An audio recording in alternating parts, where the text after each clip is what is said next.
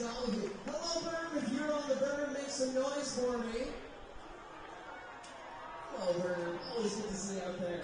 Well, Dawgs fans, thanks for coming out. It is another fantastic night of baseball as it is the Dawgs versus the Giants. It's going to be spectacular because last night, that was a good one. So let's see another win tonight. And let's kick things off the way we normally do with our Serenity Fine Jewelry Dog of the Day. Proudly brought to you by Serenity Fine Jewelry in downtown Vulcan. Dawgs fans, put your hands together for Barry Eisman. He comes to us from Reinhardt University, but originally from Palm Harbor, Florida. Last night, he was a difference maker as he went 2 for 3 with 2 RBIs, 2 walks, and 1 run scored himself.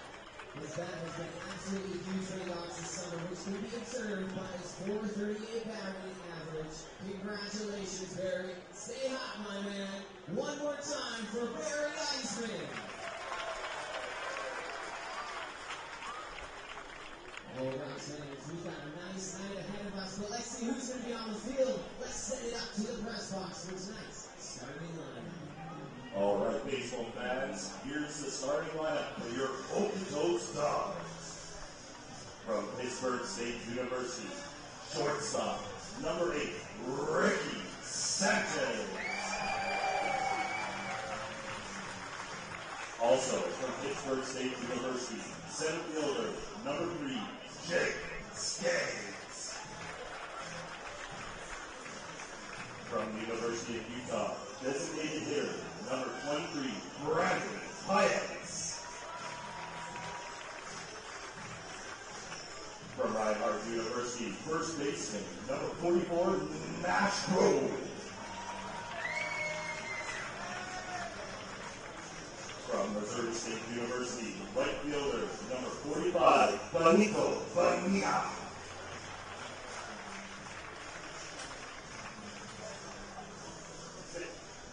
From the University of Colorado Pueblo, catcher, number 29, Jason Ariel.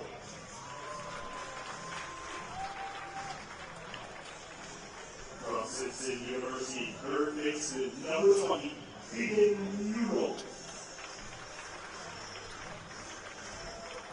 From the University of British Columbia, second baseman, number 5, Eden Rose.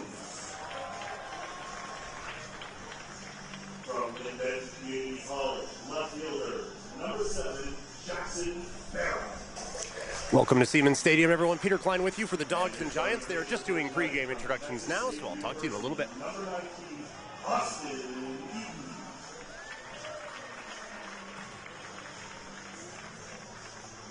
Baseball fans, the last 2 runs, remove your hats. Tonight, singing our national anthem, providing us a little pregame entertainment. Celebrating 35 years of the Foothills, please welcome the Big Rock Singers.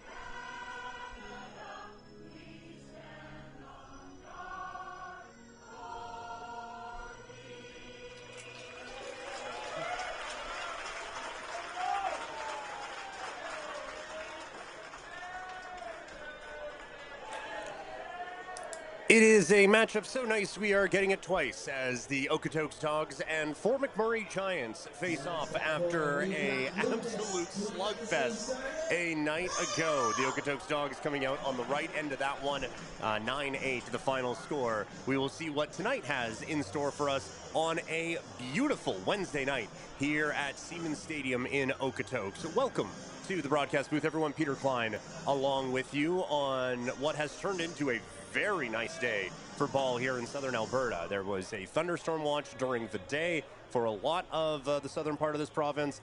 I arrived here today and the wind looked like it was trying to take the flags home with it, and it's still a little windy, but overall should be a very fun day for baseball as, again, these two teams put on quite a show yesterday evening.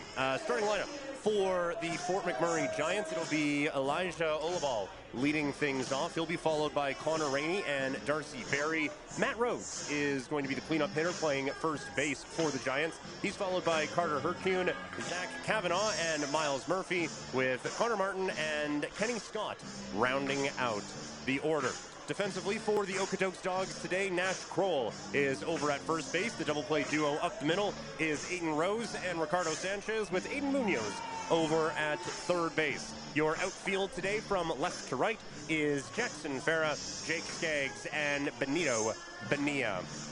Behind home plate, it is Jason Ariola. He is the battery mate for the starting pitcher for tonight's game, Austin Eaton, the right-handed pitcher out of Texas State University, coming to us from Frisco, Texas. One game played so far this season.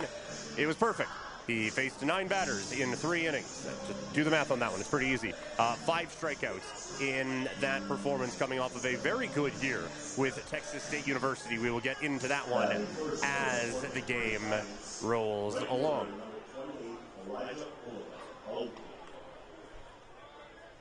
And so it'll be Elijah Olabal leading things off.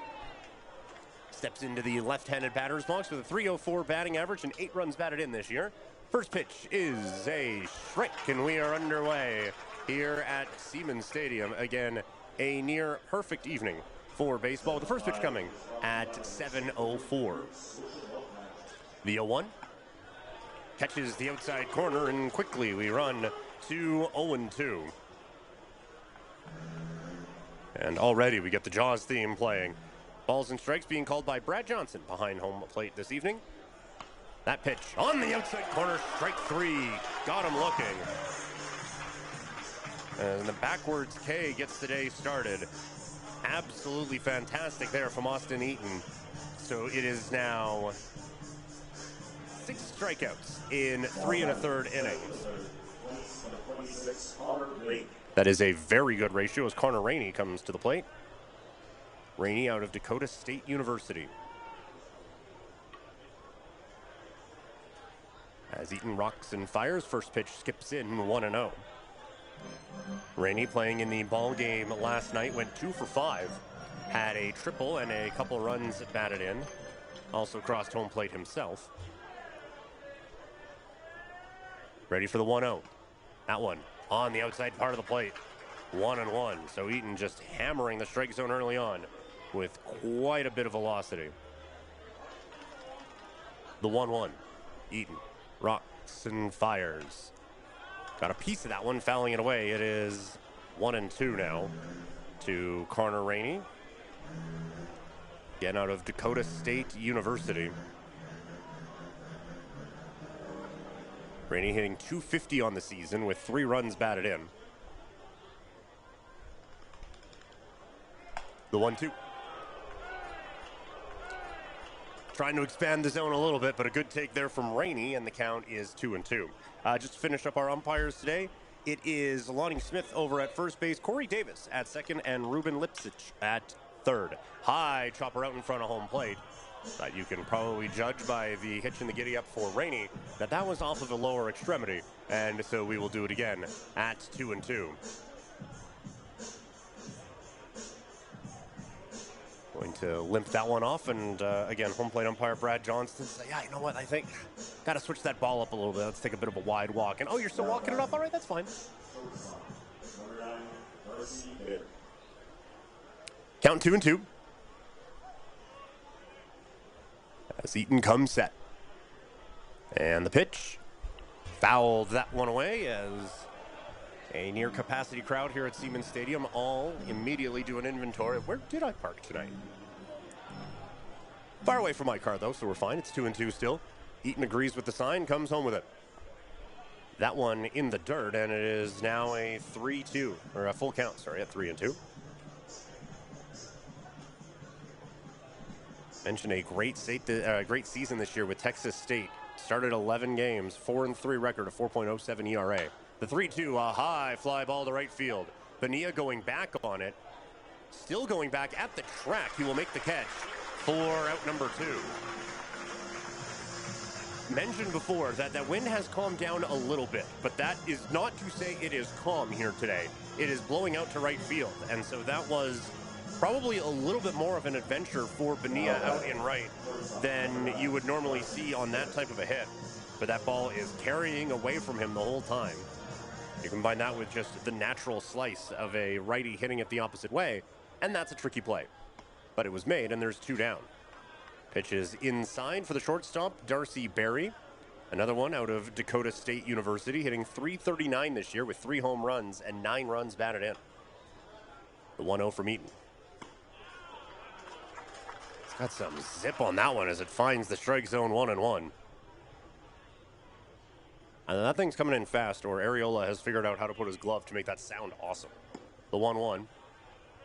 Good movement there, but it broke outside the strike zone, and it is 2-1. 48 2/3 innings this year with Texas State, 37 strikeouts for Eaton. Dealing right now, but behind 3-1. Against Barry, who was a thorn in the side of the Dawgs yesterday, went 3 for 5. All 3 for extra base hits, 2 were home runs. The 3-1 hit to short. Sanchez has it. Throws it across the diamond in time, and the inning is over. The Giants go down in order here in inning number 1. We go to the second from Siemens Stadium in Okotoks. Dawgs, we go to the bottom of the first, sorry. Siemens Stadium in Okotoks, Dawgs and Giants all square at 1. Residential mortgage financing for individuals in a variety of credit situations. Visit capitaldirect.ca to learn more today.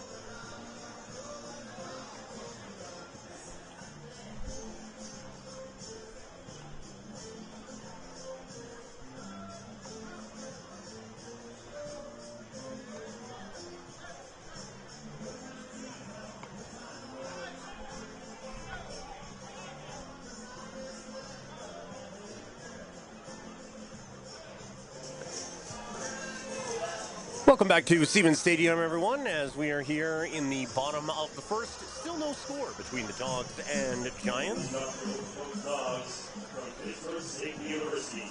Shortstop, number 8, Ricky Sanchez. Ricky Sanchez will lead things off for the Dogs here tonight. Sanchez will be followed by Skeggs and Paez. Nash Corwell cleans up today. He is at first. Benita Bonilla is batting fifth, followed by Jason Arriola.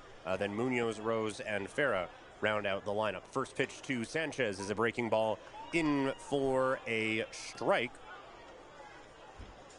And it is quickly 0-1 to the fan favorite here in Okotoks.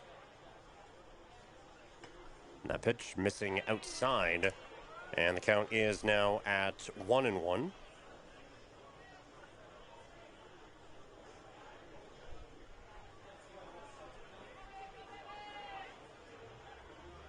Long look in here from the starter, Cameron Moore. He rocks and fires, and Sanchez a high chopper to short. Barry has to back up on it, throws it across the diamond, a nice scoop, and the play is made for out number one.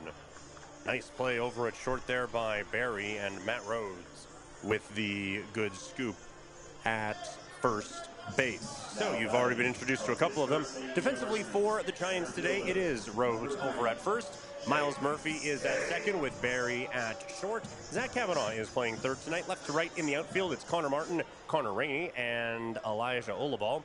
Behind home plate, it is Kenny Scott, the UBC battery mate for Cameron Moore, who misses outside with that one, and it's 1-0. Moore, out of the University of British Columbia, started 2 games, got into 3 with the Thunderbirds this year. 0-1, 7.83 ERA, 10 innings pitched, 10 strikeouts. The 1-0. Hard hit over to the right side. Nice snag at second there by Murphy. Bit of an off-target throw, but Rhodes makes the scoop for what was a bit more of an eventful second out than the Giants probably would have wanted. But as it is, 2 away. And it looks just the same as the nice defensive play in the scorebook.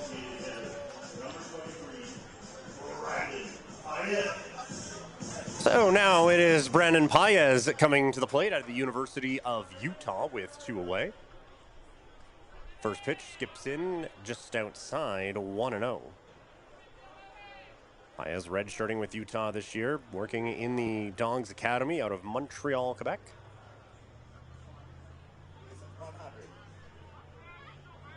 Long look in again from Moore. Comes set, now throws. The 1-0. On the outside corner, 1-1. Paez off to a fantastic start with the Dogs this year, hitting .471. He has 1 home run and 6 runs batted in. The 1-1 from Moore. Brings that one in, and it's 1-2.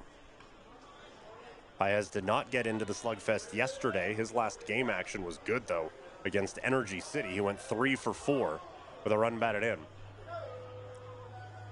It's behind in the count here, though, 1-2. Moore comes set, and the pitch. One missed by a bunch, and it's 2-2. Perhaps trying to overthrow a little bit with 2 strikes and 2 away against a very dangerous hitter. Just pulled that one a little bit. Certainly not in a hurry, that's for sure, as he gets ready on the mound one more time. The 2-2. Paez takes, and the count is full.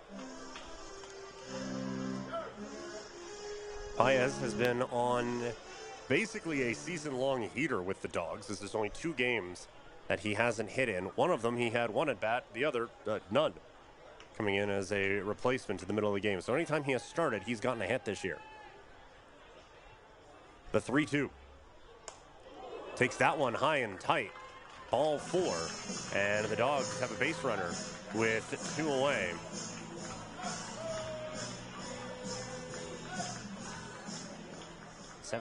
Sixth time, Paez has walked this season, and that is going to bring the always popular Nash Kroll to the plate out of Reinhardt University and Yarmouth, Nova Scotia. From Reinhardt University, first baseman, number 44, Nash Kroll.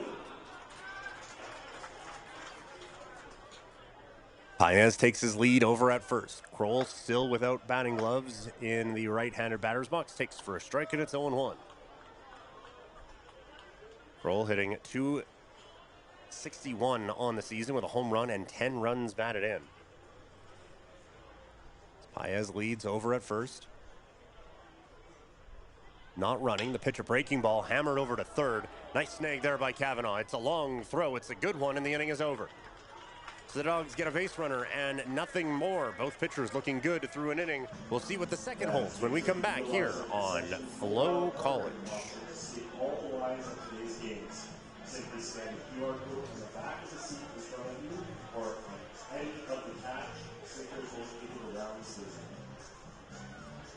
Dawgs fans, are you looking for a fun and exciting way to keep your young ball player happy this summer? The Dogs are hosting 3 different 3-day ball games, perfect for players of all skill levels. Whether your child is just starting out or looking to sharpen their skills, we've got the right plan for them.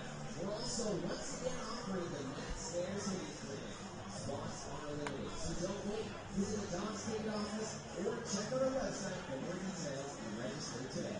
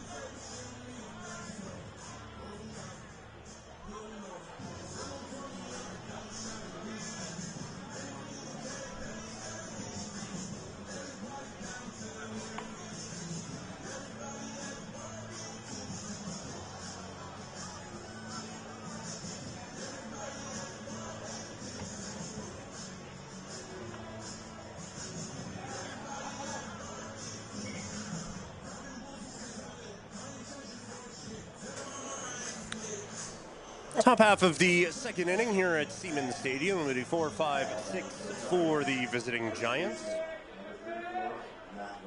which means Matt Rhodes will be leading off for Fort McMurray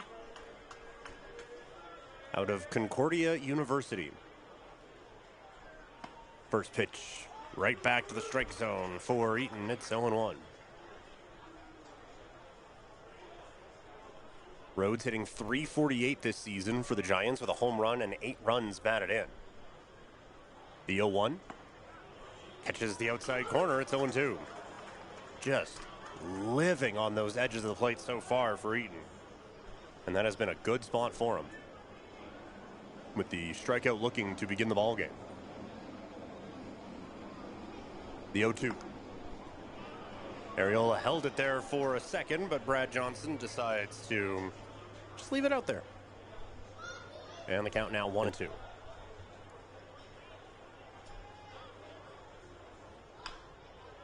That one chopped over to the third base side and foul. So we'll do it again at 1-2. Rhodes getting into the game last night, going 1 for 5 against the Dogs in the 9-8 Okotoks win.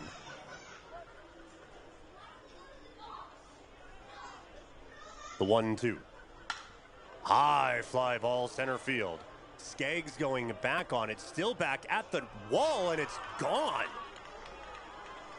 A home run to the deepest part of the ballpark for Matt Rhodes. It is his second home run of the season. A bomb off the bat of the cleanup hitter for the Giants, and they strike first. It is 1-0. He got every bit of that one to dead center field. I've been doing this for a few years now. I think I can count on one hand the amount of dead center field home runs I've seen. So the Giants strike first. 1-0 is the score as Carter Herkuns comes to the plate. That one in for a strike. It is 0-1. So probably not the first hit of the season that Eaton envisioned giving up. Gets a swing and a miss there, and quickly ahead 0-2. Eaton had been perfect for the season to that point, retiring the first 12 batters that he had faced. Before that big fly there from Rhodes.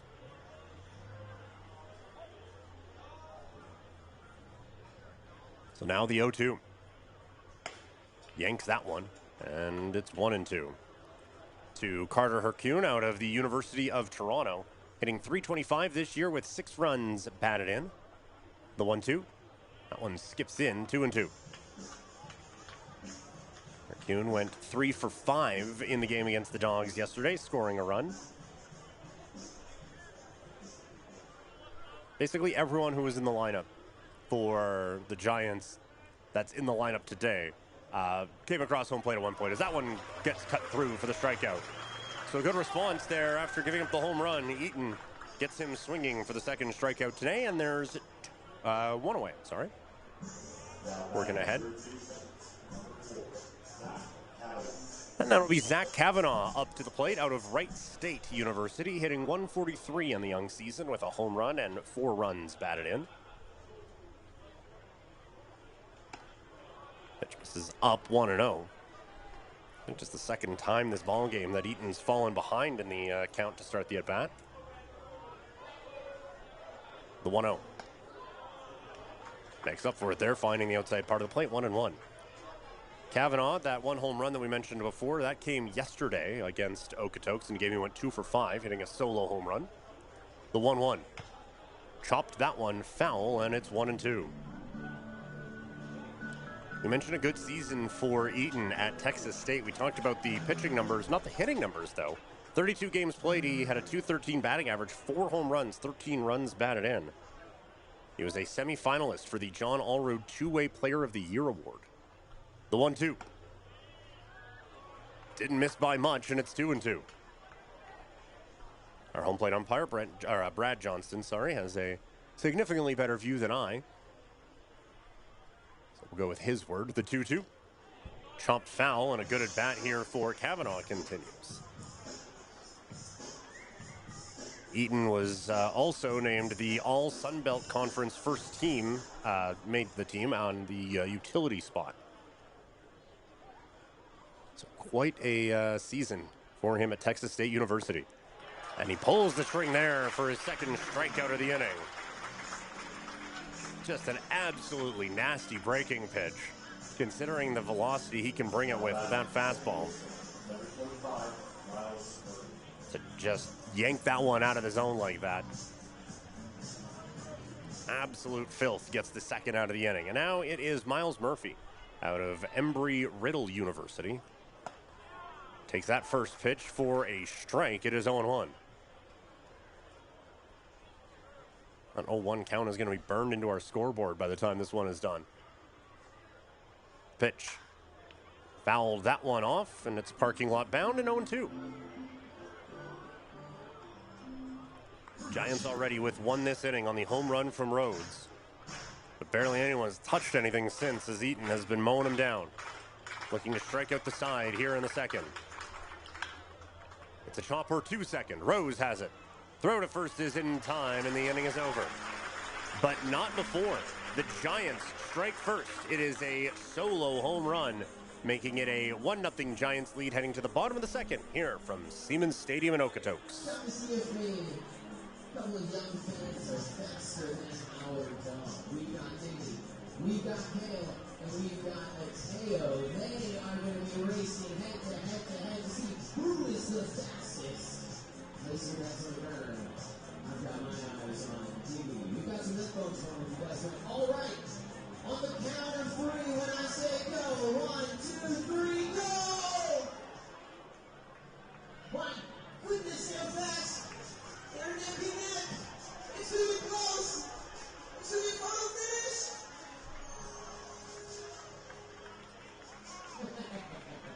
Who do you think won? Oh, they're going to say Hale. I think Dignity won. But let's hook these guys up with some tickets to our All-Star game. Come over here, guys.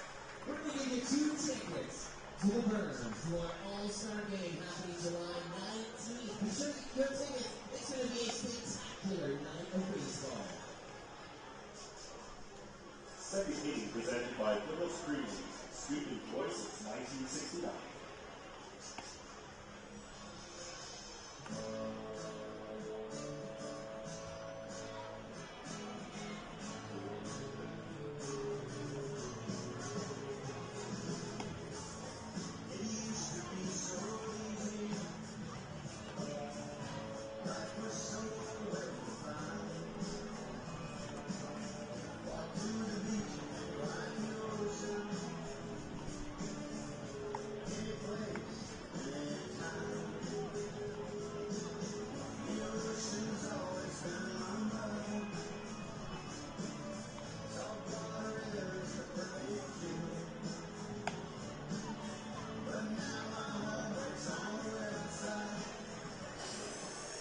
Bottom half of the second inning here in Okotoks. Peter Klein with you on a beautiful Wednesday night on FloCollege. It'll be 5, 6, and 7 coming up for the Dogs, which means Benito Bonilla leading off.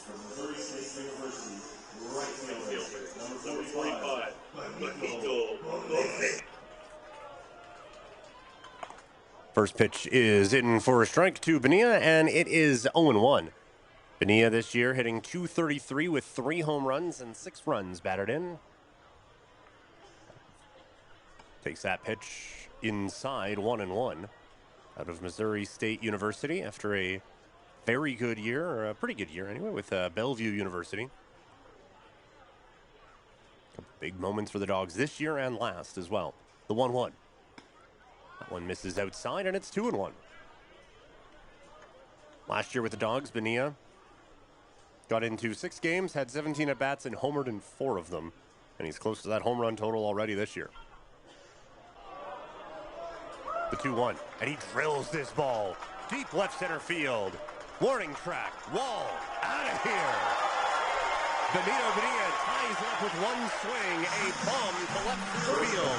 His 4th of the year, and this game is tied at 1 in the second.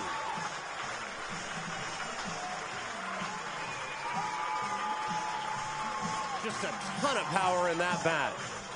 Hammering that pitch into the trees beyond left center field. And so 2 big swings in this game has it tied at 1.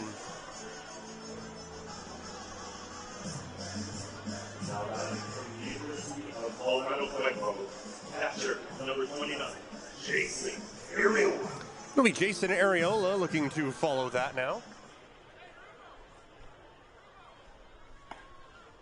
Outside corner in for a strike, 0-1. Areola this year looking for his first home run, but doing basically everything else, hitting .300 with 3 runs batted in. The 0-1, and he stings this ball into left center field for a base hit. Running hard out of the box, he's thinking too, he's going to. The throw to second is not in time. A double for Jason Areola, busting it out of the box right away. And the Dogs have the go-ahead run in scoring position here in the second. Simpson University, third baseman, number 20, Aiden Munoz. And now Aiden Munoz at the plate, hitting .276 on the year with 4 runs batted in. Long look in here from Moore. Checks the runner back at second. Now comes home. Pitch, nice breaking ball, looked like. And for a strike at 0-1. Munoz did not get into the game yesterday. 1 for 3 in his last outing against Energy City a few days ago. Out of Simpson University.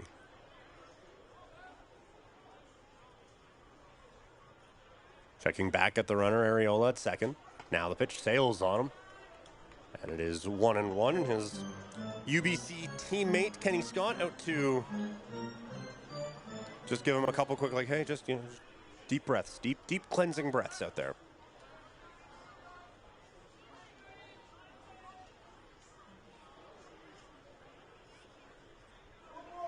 The 1-1. Missed outside, 2-1.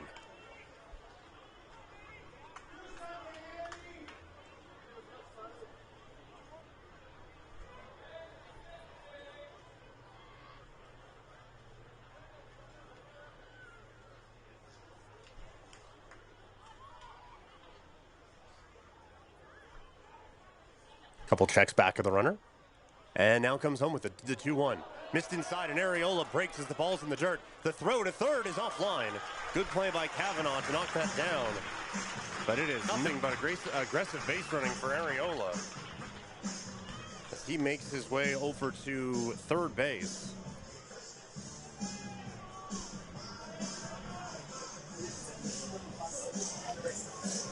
As the Dogs have the go-ahead run now, just 90 feet away from Munoz, who again, 4 runs batted in this year.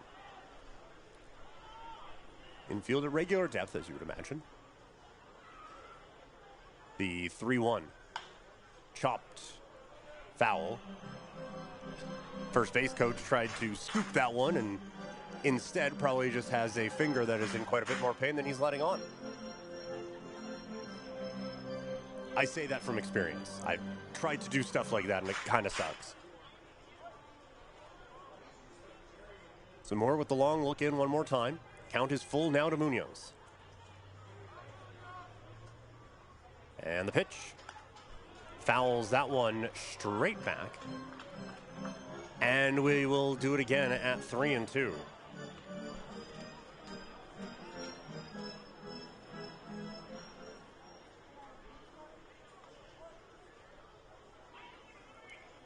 Arriola at third after a double and a wild ball or wild pitch or passed ball. There we go. 3-2. Chops that one foul, and a good at bat here from Munoz. As he tries to work his way on base to keep the hot start to the inning going. It started with a big fly from Bonilla out to left center field.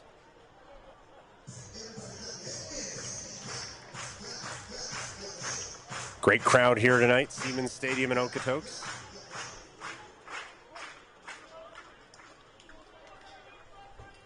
So one more time, a full count pitch. Eventually. There it comes. The 3-2 fights this one off the other way, over to left field. Ranging over is Martin, he will get it. Tagging at third is Arriola. The throw is a beaut, and they're waiting for him.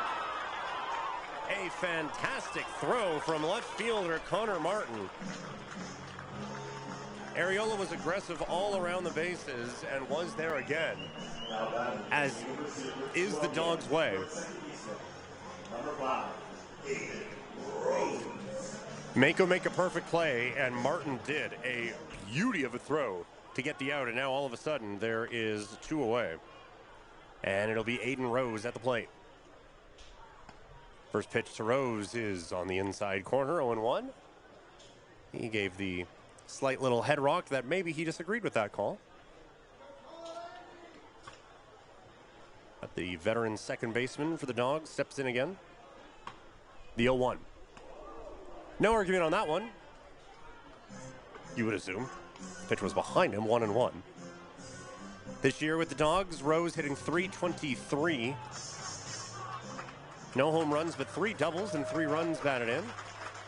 As again, the star of the night, the little ball boy, getting a bit of an applause. The 1-1. Rose buckles on that breaking pitch, and it's 1-2. Both pitchers with some nasty stuff here. Rose, another one who didn't get into the game yesterday, hit 2 for 4 in his last outing against Energy City. As he awaits now the 1-2. Pitch misses outside, and it's 2-2. First look at our out-of-town scoreboard tonight. Sylvan Lake and Saskatoon are scoreless, as that one just getting underway. Medicine Hat with a 1-0 lead on Swift Current in the top half of the second inning. Lethbridge up 1-0 on Brooks in the top half of the second inning. Moose Jaw up 2-0 on Regina. That pitch up and in. Did he go around? He did not. And so the count is full at 3-2.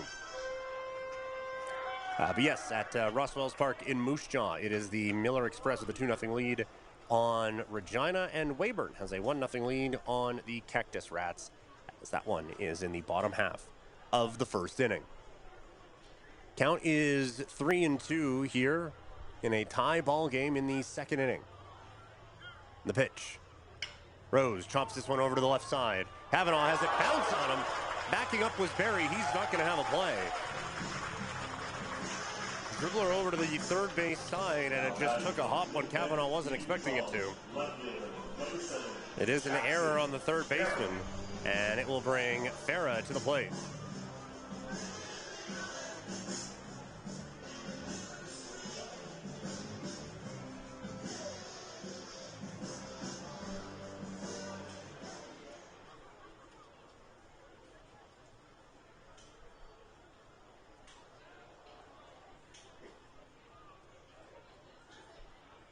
First pitch to Farah. That one hits the outside corner. It's 0-1. Jackson Farah out of Lynn Benton Community College.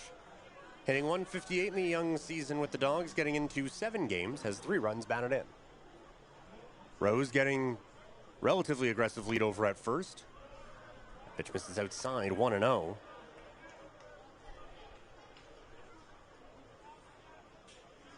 Aiden Rose, certainly athletic, but just the one stolen base this year for the Dogs. So not necessarily a threat to run, but he is certainly getting it. It's not a huge lead. It is a slightly above average lead at first. The 1-1. And that ball is hit a mile foul. That's going to be over the berm and out of play. So it'll be 1-2 again. And the Dogs certainly making more work for it here today. So we've seen a number of deep counts in this game already. And a few multiple foul ball at bats. The 1-2 sails on him, and that will allow Rose to get to second base. He takes a bit of a look at third. But maybe a just in case instead of in case the catcher slipped or something. But it is now 2-2. Yeah, already up to 37 pitches for Moore out there on the mound. We are in the 2nd inning. There are people standing in the Giants bullpen. I don't think any of them are warming up, although it is, toasty. The 2-2. Flared out into left field. Long run over. That one's going to drop in for a base hit. Rose is running on contact. He will score. It is an RBI single for Farah. And the Dogs take the lead here in the 2nd. It's 2-1. 2 strikes. Excellent piece of hitting. Just going with that pitch out to left field. We saw Connor Martin make a very good play earlier, but just couldn't quite get to that one. It allows Rose to score, and the Dogs have their first lead of the game at 2-1 with the top of the order coming up in Ricky Sanchez. Sanchez 0 for 1 in the ballgame, grounding out to his shortstop counterpart in the bottom of the 1st. Farah takes the lead. Line drive to second, takes a hop on Murphy, shovels it to the bag. It is in time and the inning is over. But not before the Dogs strike twice. A Bonilla home run, a Farah RBI single has Okotoks up 2-1 heading to the 3rd here on FloCollege.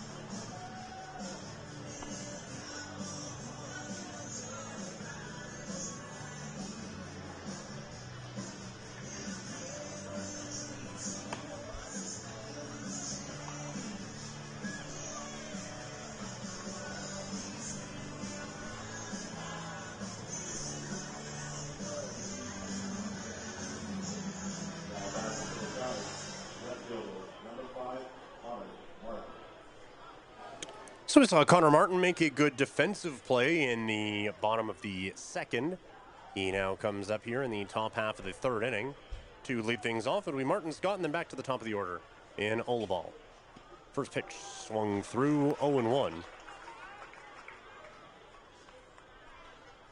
Martin out of the College of the Desert, hitting 174 this year with a double and a run batted in.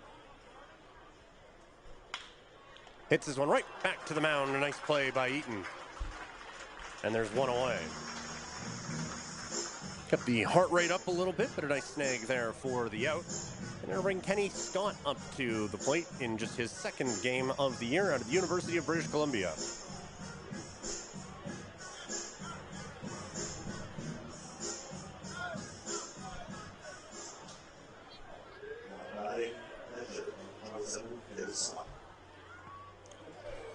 First pitch. Misses, and it is 1-0.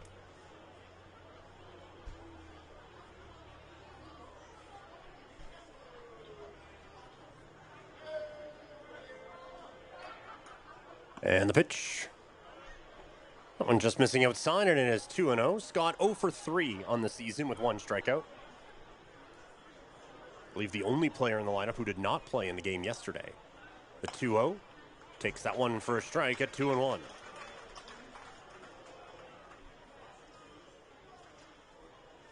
Eaton working quickly and effectively so far. Behind the count now 2-1. Now it's even at 2-2. That fastball just has some kind of life to it. Very good zip. It's had a few guys behind on it so far. The 2-2. Swing and a miss, strike 3. 4th strikeout of the ball game for Eaton. And just like that, there's 2 away.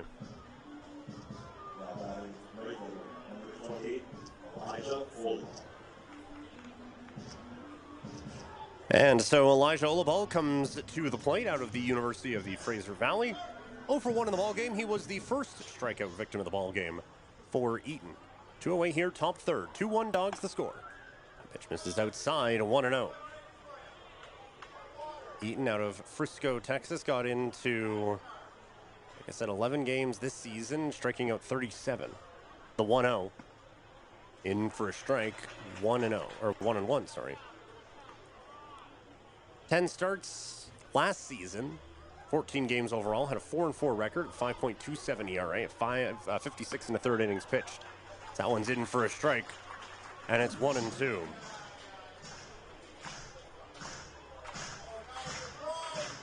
Now, once again, the crowd here at Siemens Stadium gets into it. The 1-2. Just got a piece of that one, and it'll stay at 1-2. Olabal 2 for 5 in the game yesterday with a walk and a strikeout. Game before that, he had a pair of RBIs against Lethbridge on June 15th. The 1-2 takes that one up and in, 2-2.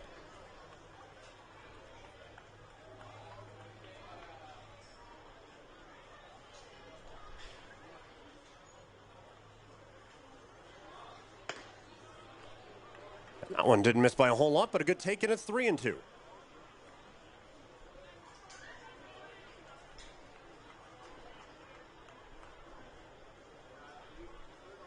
Now ready, looking for number 5 on the game. Gets a chopper to short. Sanchez charges. Gets the out and the inning. A 1-2-3 inning, a tidy one for Eaton and the Dawgs. They will look to extend their lead when we come back here from Siemens Stadium in Okotoks.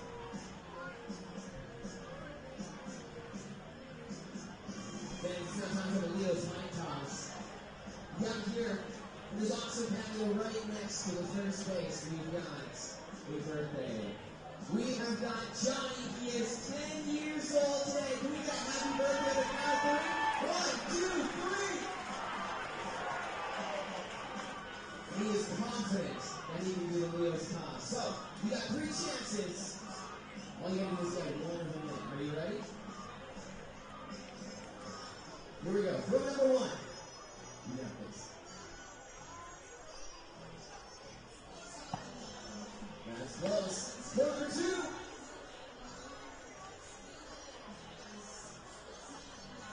Ooh, well good. Underhand, that's good. Good technique, but ooh, good. Throw number 3. You know what? We're going to go with the Leo's Black Package no matter what. Big round of applause for Johnny. Happy birthday, buddy!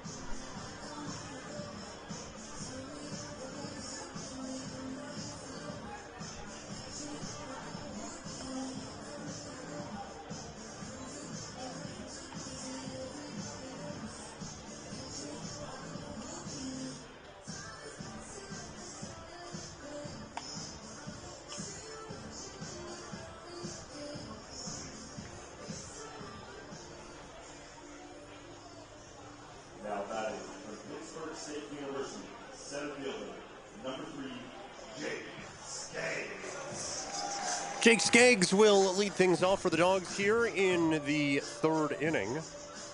It'll be Skaggs, Paez, and Crowell to lead things off.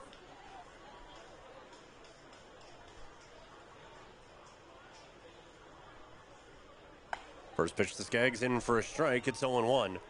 Skaggs rounded out to second in his first at bat.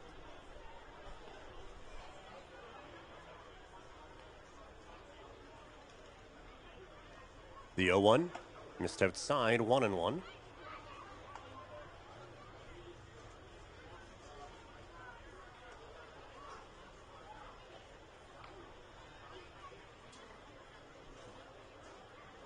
Long look in.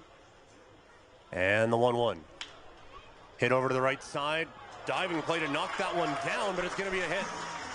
Matt Rhodes has had a couple real good plays with the glove. That looked like it might have been another one, but it just hits off of the top of it and trickles away. They're ruling it a hit here at Siemens Stadium. So it is a single for Skaggs and the leadoff man aboard for the Dogs.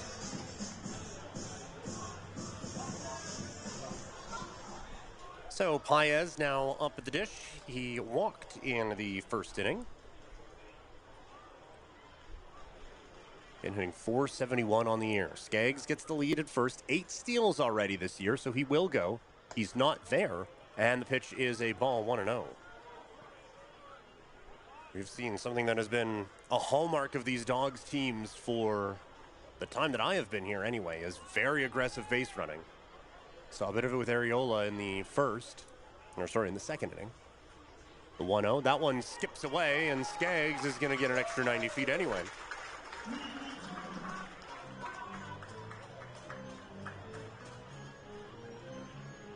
And now Paez ahead in the count at 2-0. So you have a ton of speed at second base with Skaggs. You have some pretty good pop at the dish with Paez, who's hitting .471 on the year.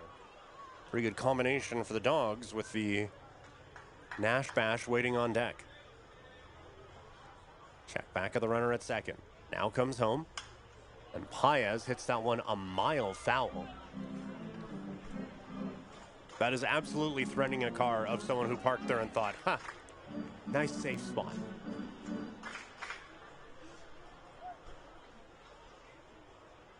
I focus a lot on the foul balls hitting the cars for someone who has been coming to these games for years and hasn't had to deal with that yet.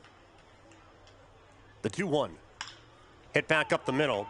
It is to Murphy at second. He will make the play for out number 2. Good base running from Skaggs gets him to third with 1 away. So for Paez, I'm sure he wanted a single out of that or a base hit of some type.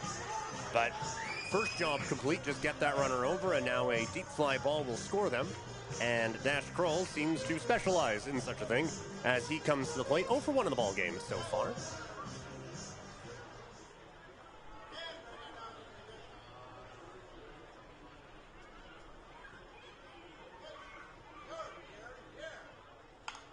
Check swing, hit back up the middle, past the diving pitcher. Throw to first is in time, and there's 2 away. So a lot going on that one. The check swing, past the pitcher who dove with his pitching hand out, which I'm sure the pitching coach will remind him when they go back to the dugout. Hey, if you could politely never do that again, that would be great. And there's 2 away now for Benito Bonilla, who hit one that I don't know if it's landed yet, out to left center field in his last at bat with 2 away. Now here.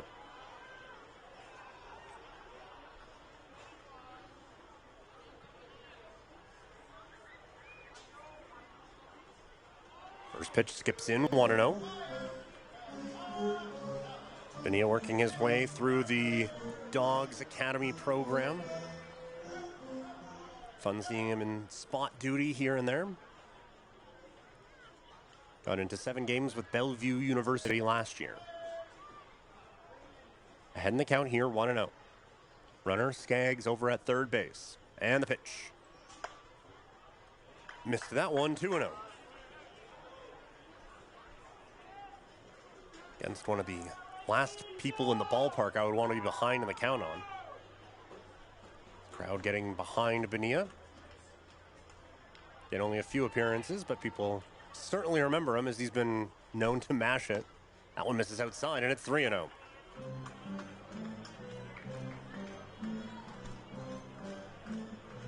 Every time see him in the line, it's like, sure he's not related to, the fellow who's going to be getting another check from the New York Mets in a couple of weeks.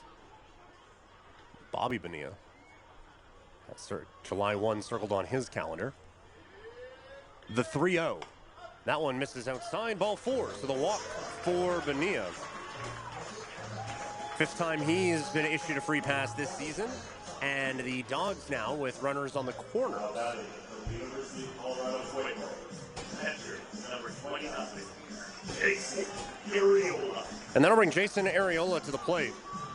He hit a line drive in a left center field that he stretched into a double his last at bat, got to third on a wild pitch and was thrown out. And I believe that's going to do it now for the day for Cameron Moore. I didn't see a lot of activity down in the bullpen. A few people sitting around. I didn't see anyone throwing. So I'm not sure if I looked at the wrong times or what, but that's going to do it on the day for Cameron Moore.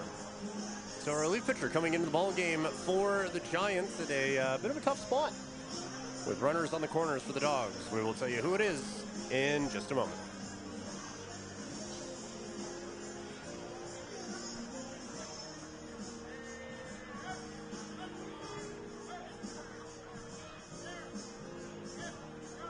Now pitching for the Giants, number 31, Ellen Stack.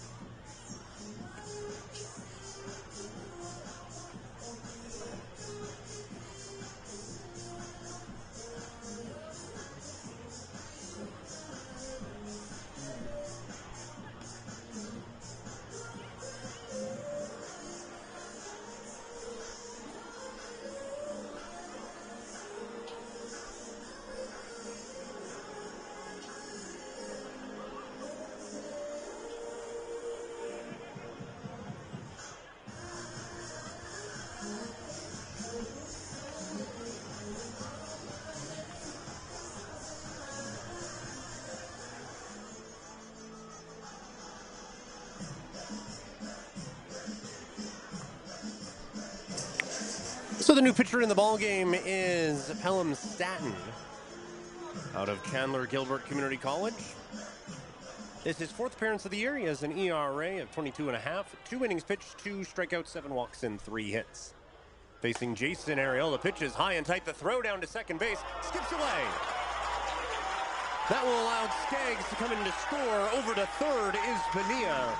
And the Dawgs base running manufactures another run. It's 3-1.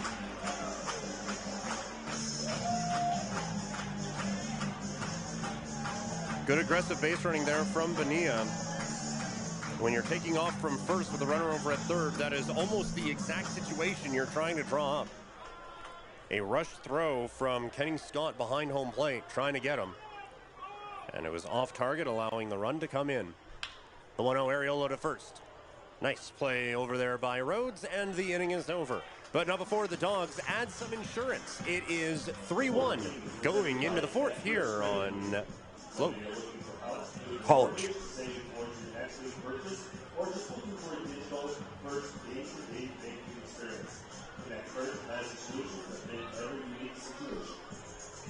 Well, good evening, fans, and thank you for joining us at Scenic Stadium tonight. I'd like to ask you to join me in welcoming a very special guest to the stadium. Joining us from the Baseball Hall of Fame in Cooperstown, he's the founder of the Canadian Baseball Network, and he's a great friend of ours. Please welcome Bob Elliott to Scenic Stadium. Bob, great to have you with us. Enjoy your time in Okotoks.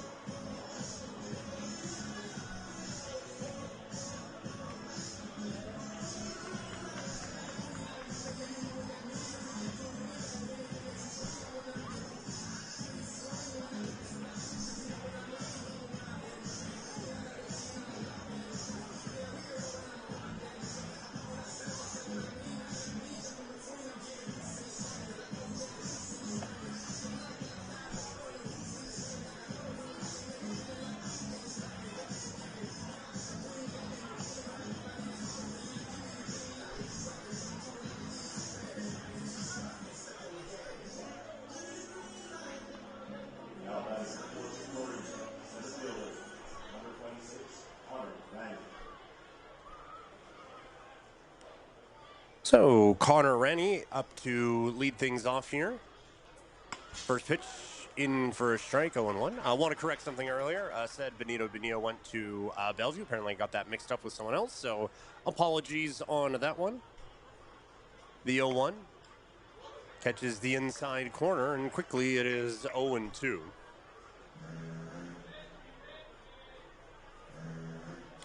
Top four here at Siemens Stadium, 3-1. Dawgs have the edge. And the pitch. Well, that will go down as a swinging strike, but that just met the requirements for it. Another strikeout for Eaton. Fifth one of the ball game for him. But that is the type of stuff that Rainey has. Absolutely bringing it. And now it'll be Barry up at the plate. Out of Dakota State University. And he drills this ball. Deep left field. Going back on this one is Farah, and that is up off the wall. Cruising into second base with a loud double is Darcy Berry, as he continues to be a problem for the Dawgs. There's a runner in scoring position now with one away. Berry has home runs in back-to-back games. He had two of them against the Dawgs yesterday, and that is about as loud as you'll hear a double hit, bringing Rhodes up to the dish. Speaking of hard-hit baseballs, he had one back in the second inning that went out to dead center field, his second home run of the year.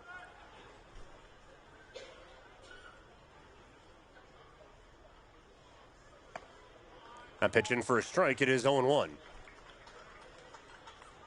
To Rhodes out of Concordia University.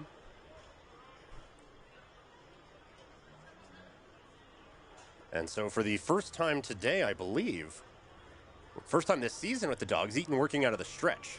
Brings it the pitch in there 0-2. Yeah, he hadn't had a base runner on in his first outing. The first hit he gave up the season went over the fence, so you don't deal with any base runners when that happens. And he retired everyone since, so yeah, that's the first base runner he's had to face this year.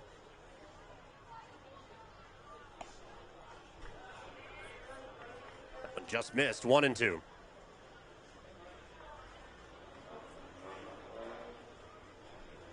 Matt Rhodes with a very good year at Concordia University.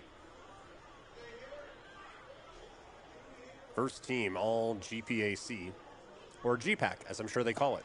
That one misses outside, 2-2. Started all 54 games, hitting .332, 19 home runs, 75 RBI.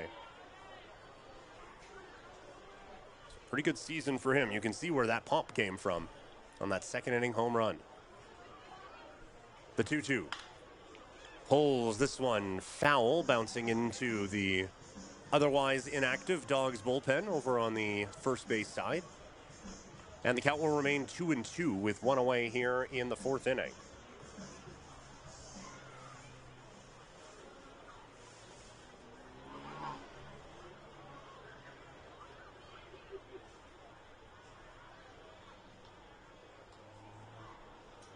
Eaton looks out at second base. Now he comes home, and the pitch hit toward short. Nice play by Sanchez. Throws it across. Kroll can't get the scoop. A good recovery will keep Barry at third. So a heck of a play from Sanchez that will, at the very least, prevent a run from scoring. There is a bit of a threat now for the Giants with runners on the corners. And one away for Herkun. Sorry. Carter Herkun struck out in the second inning. That one in for a strike. It's 0-1. Herkun disagrees. Was a little demonstrative about it. Out of the University of Toronto. A public policy major. That one misses outside, 1-1.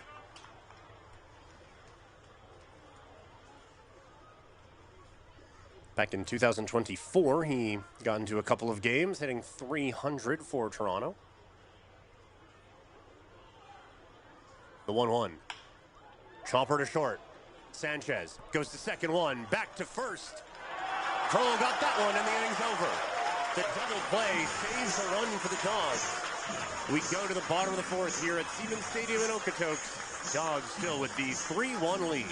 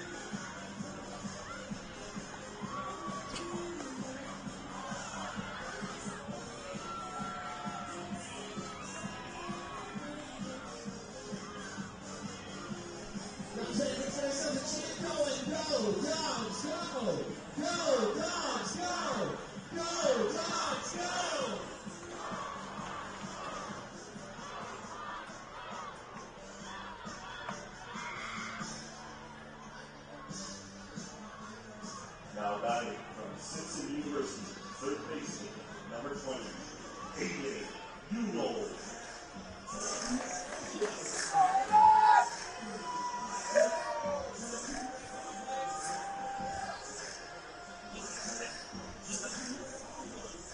Aiden Munoz to lead things off for the Dogs here in the fourth inning. Okotoks with a 3-1 lead thanks to some very good pitching and very good defense from Okotoks at the back end of the third inning, or top of the fourth inning, sorry. It'll be Munoz, Rose, and Farah here to lead things off. Munoz 0 for 1 in the ballgame.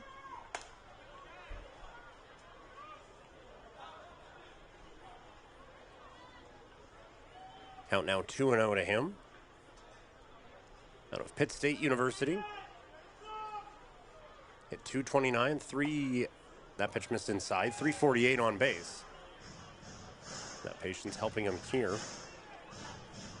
To be ahead in the count, 3-0.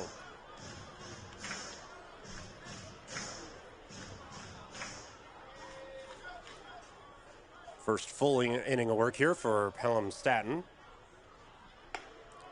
And the 3-0 misses up and away, ball 4. So the Dogs have another base runner here in the fourth inning. Munoz reaches base. Second baseman, number 5, Hayden Rose. Hayden Rose comes to the plate. Reached on an error and ended up scoring back in the second inning. Munoz gets the lead over at first, and off he goes. The pitch, a strike, the throw to second is offline. It is a stolen base for Munoz. And once again, the Dogs have a runner in scoring position.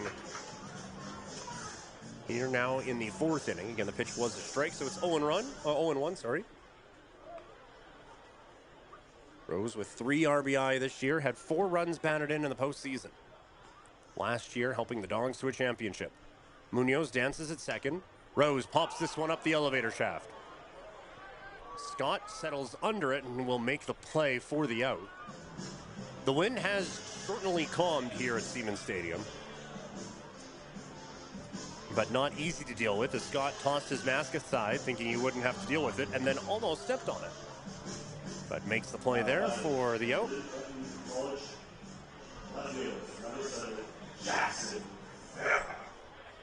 Now it's Jackson Farah out of Gladstone, Oregon, playing at Lynn Benton Community College.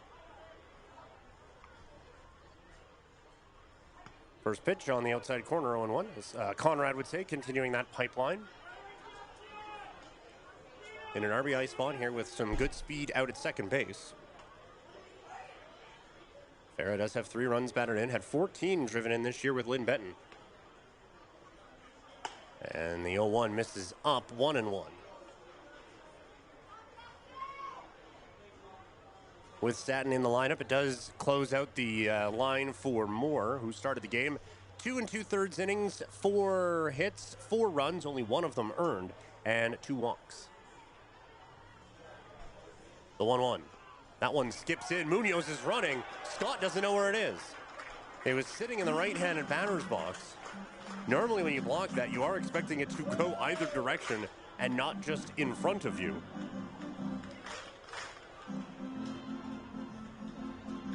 That will allow Munoz to get to third base. And now a real RBI chance for the number 9 hitter for the Dawgs. Heading the count 2-1. Infield is in, and the pitch is fouled back. So now it's 2-2. This is a Giants team that can put up some runs. We saw it last night in the 9-8 game, but don't want this one to get too far out in front, so you have the infield all playing in. Just behind the edge of the grass. The 2-2 misses up and in, and it's 3-2. It's the Dawgs' leadoff hitter, Ricardo Sanchez, waits on deck.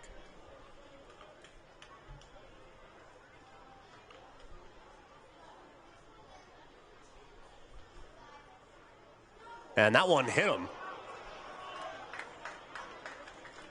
So it was probably going to walk anyway, but a bit more of a painful way to do that, as Farah will make his way to first base. So runners on the corners for the Dawgs here in the 4th inning for Ricardo Sanchez. And he will pause as there is a meeting out on the mound for the Giants. There is some activity down in the Giants bullpen. And this isn't to get some time for the reliever. This is to bring the reliever in. I believe at least whoever it is warming up out in the Giants bullpen started to make their way in. But they paused and are now still warming up. So it was, at the end of the day, just to give him some more time, probably get some last-minute instructions against a veteran of the WCBL.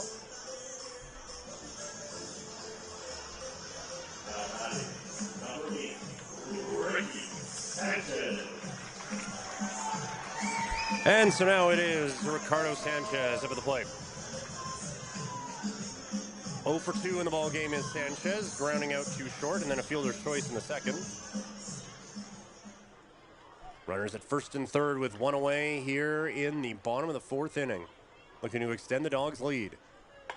First pitch misses up and away, 1-0. Sanchez hitting .348 on the young season with 4 runs batted in. 10 walks this year to 3 strikeouts.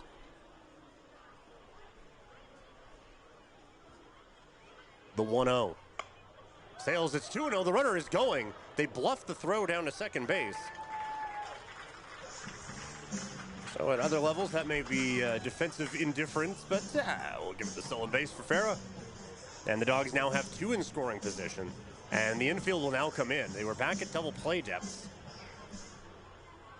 but as that would be significantly more difficult to pull off with second and third now, everyone comes in. The 2-0 misses outside, and it's 3-0. There is just something about Sanchez this year that keeps the pitches from growing across the plate. Had a 5-walk game against Lethbridge on June 1st. Well ahead in the count.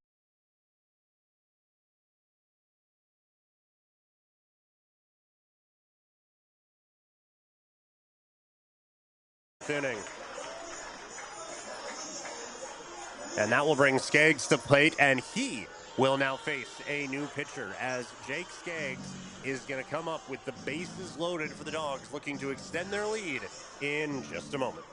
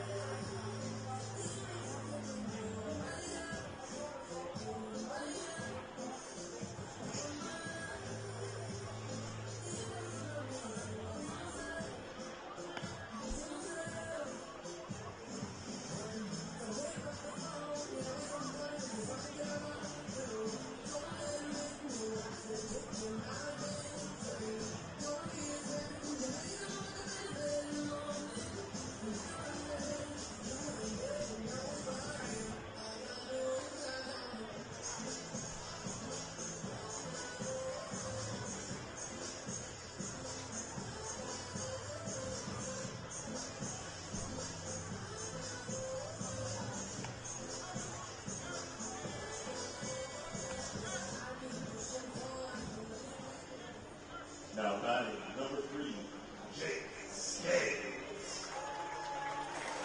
So bases loaded situation now for Jake Skaggs against the new pitcher Sam Rambayan out of Concordia University, born in Milton, Ontario.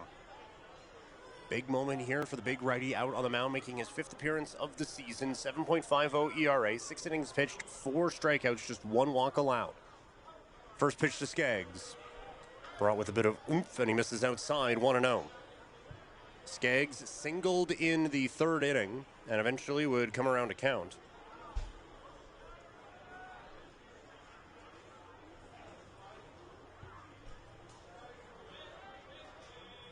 The 1-0. Big swing and a miss there, 1-1. That was not the swing of someone who was up there thinking, oh, you know what, a base hit might score too. Count even now at 1s. Skaggs with a home run and 5 runs batted in this season. 1-1. Fouls this one, and it is going to be just beyond the berm. So now a 1-2. Skaggs with Pitt State University this year, hitting .287 with 4 home runs and 41 runs batted in. Out of Walnut Grove, Mississippi.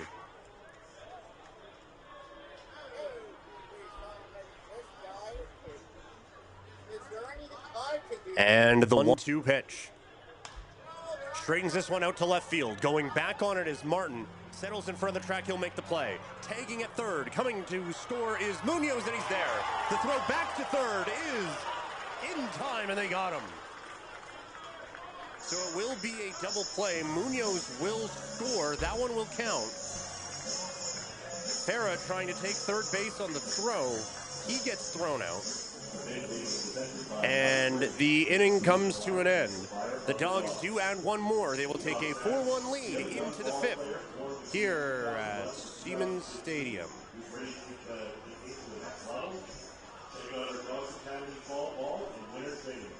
Stop by the Dawgs safety office for all the details today.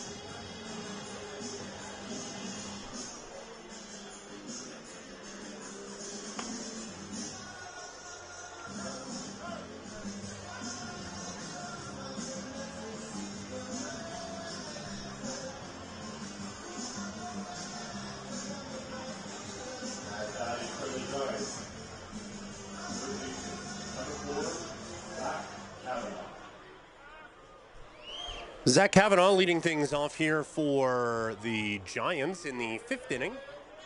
Okotoks with a 4-1 lead. First pitch swinging. This one grounded to 2nd. Rose is there for out number 1.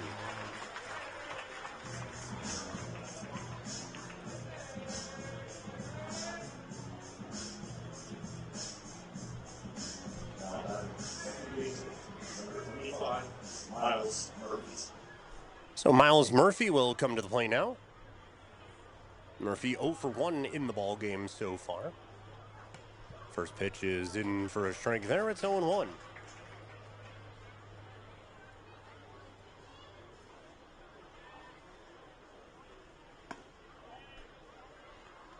That one misses, 1-1.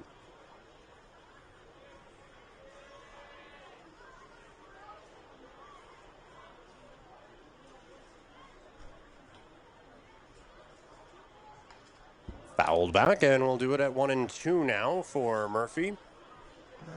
Again, out of Embry-Riddle University against Eaton. It's been excellent everywhere he has gone. Also made academic all-district this year. That pitch flared out toward right field, long run, and even longer, but it's out of play, foul. Do it again at 1-2.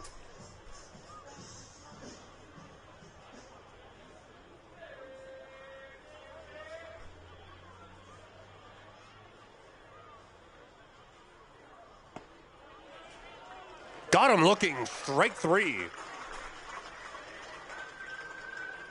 So Eaton continues to deal. That is his 6th strikeout. And now it'll be Martin to the plate.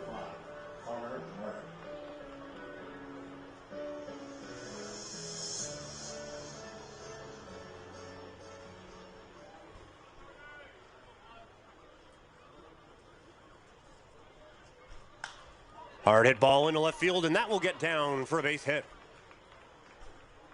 So Martin, having a very good game defensively, comes up with a hit there out into left field. We've talked about this a couple times this year. Dawgs living around the strike zone. The adjustment from the other team, well, if you were going to be throwing first pitch strikes, you should be first pitch swinging.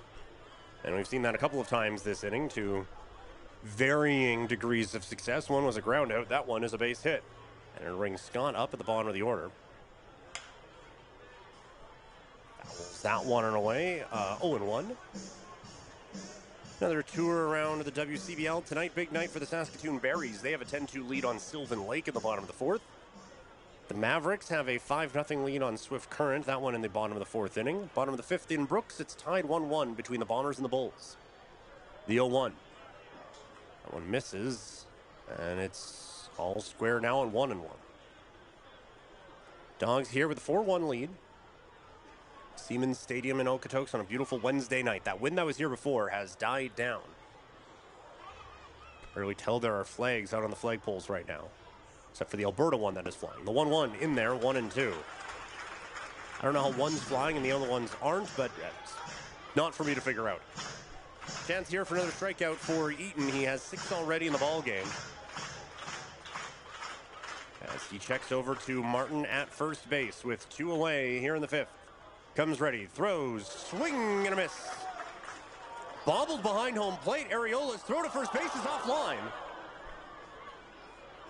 And so the Giants will let the inning continue, as Ariola just could never get a handle on that one.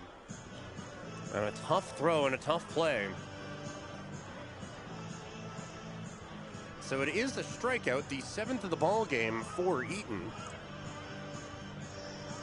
But there are now runners at first and second for the Giants.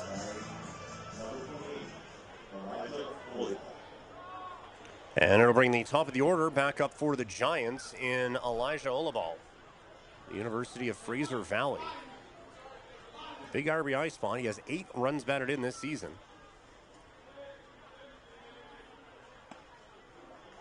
First pitch in for a strike. It's 0-1.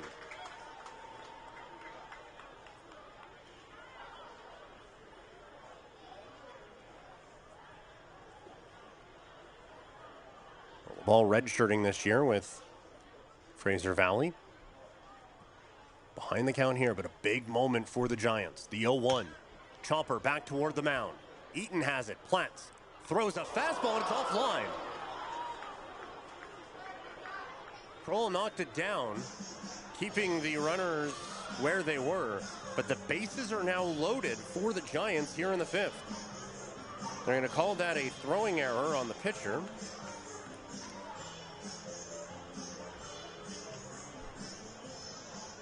And now the bases are loaded for Connor Rainey, and there is going to be a discussion about how to handle that situation.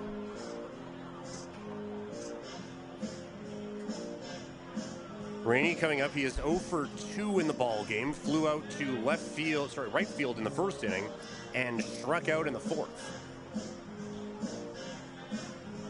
Out of Dakota State University here, so a tough inning for Eaton. Had the strikeout to close it out, but it was a tough play for Areola and Kroll. And then there, had the chopper. Looked like he came set, but still may have rushed the throw a little bit with the leadoff hitter up.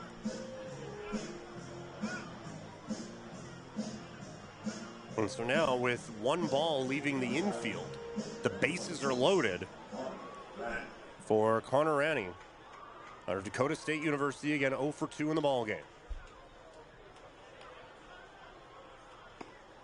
First pitch missed, 1-0.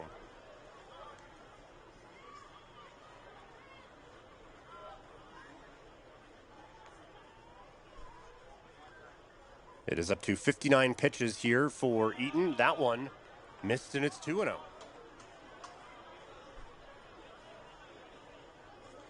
Rainey has walked just 3 times this season, had 14 walks with Dakota State University to go with his .299 batting average and 19 runs batted in. The 2-0, chopper to short. Sanchez has it on a hop to second for one. That's all they need to end the threat. The Giants make it tense, but they do not cash. We go to the bottom of the 5th here at Siemens Stadium in Okotoks. 4-1, still the score on FloCollege.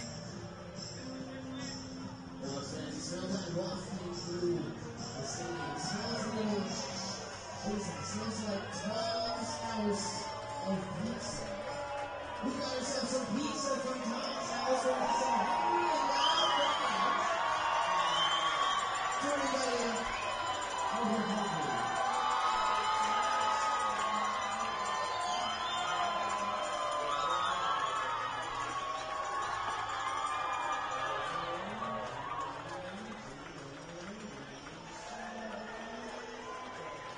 Go down still. Go long, no. We would like to give a big shout out to the Big Rock Singers group on our Forest third base path. Francis, Alexa, and friends are on Central Auto Care or Patio. Foothills Tourism on our Manfred first base bullpen patio, and Rocky Mountain Tigers group in our State Mechanical Field level suite. If you're interested in booking a group event at CE Stadium, stop by or call the ticket office at 403-262-3294.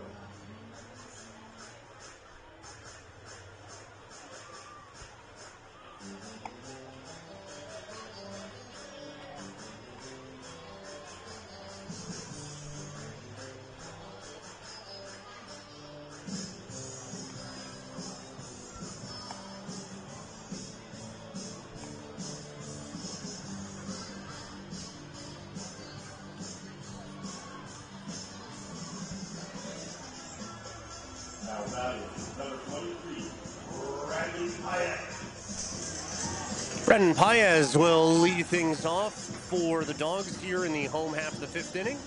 Welcome back to FloCollege. Everyone, Peter Klein with you on a Wednesday night here in southern Alberta. Dawgs with a 4-1 lead on the Giants. First pitch skips in there, 1-0. It'll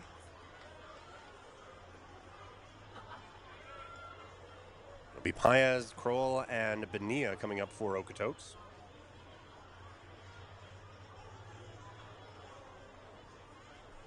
The 1-0. Big swing and a miss there, 1-1. Paez walked in the first and grounded out to second in the 3rd inning.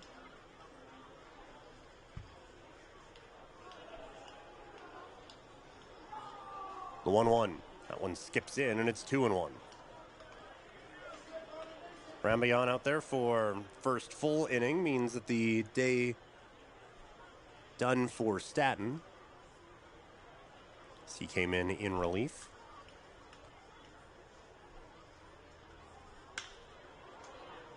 Right field going back on it is Olabal. He'll settle in front of the track and make the play for the out. Now batting, number 44, Nash Kroll. So Nash Kroll now comes to the plate 0 for 2 in the ball game. The only dog to not reach base today,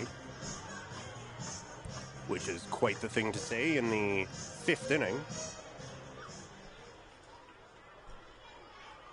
To the point where I don't totally believe myself, but I believe I'm accurate on that. Kroll, first pitch swinging again, hits this one to third. It takes a hop on Kavanaugh, and Kroll is going to reach.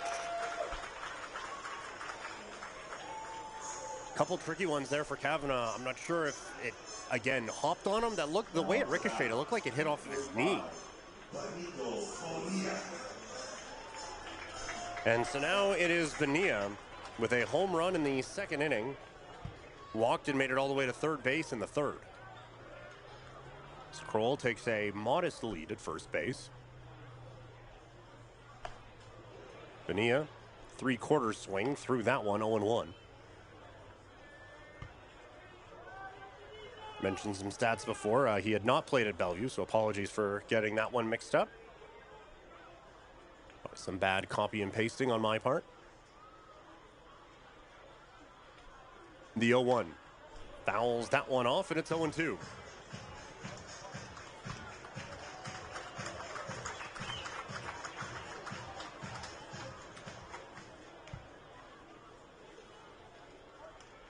ERA in 14 1/3 innings. Facing the heart of the order for the Dawgs. Bonilla, big swing there, fouls that one off. Sometimes you hear about the different 2-strike approach to shorten up the swing, which make contact. That's not what that one was. That was a big swing from the big right fielder.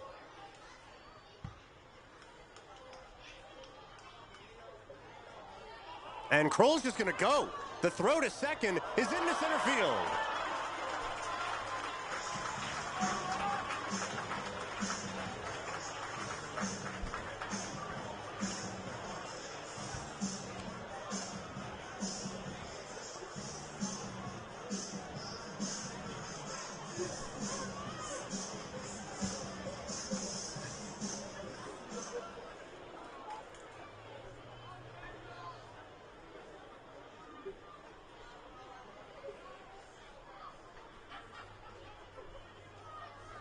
So now runner in scoring position. Kroll watches that one gets fouled back.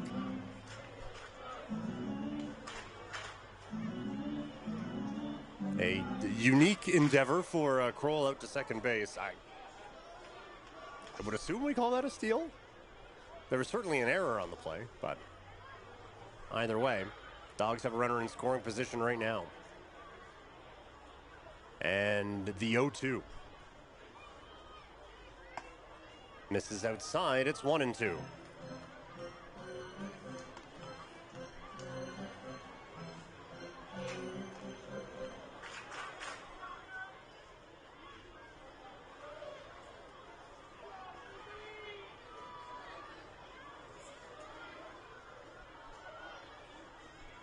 Long look in, now comes set, ready for the 1-2 pitch.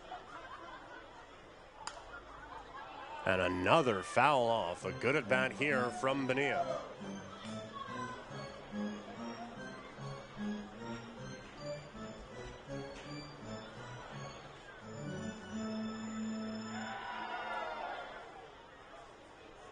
Really making the pitcher work here. Count now 1-2. Kroll dancing off the bag at second. And the pitch, swing and a miss, strike 3. So a lengthy battle goes the way of Rambayan, and there's 2 away. And that'll bring Jason Arriola to the plate. Doubled back in the 2nd inning and grounded out to first in the 3rd.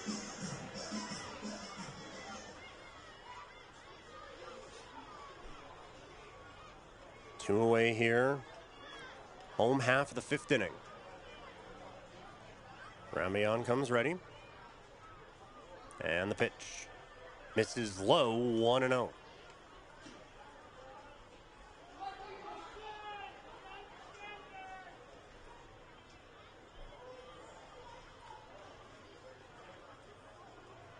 Ariel hitting .300 this year after a .320 batting average season with the University of Colorado Pueblo, where he drove in 11, had a .426 on base percentage.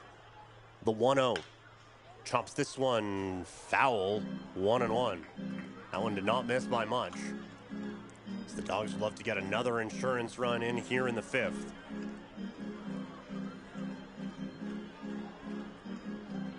Against a Fort McMurray team that, again, put up some runs yesterday.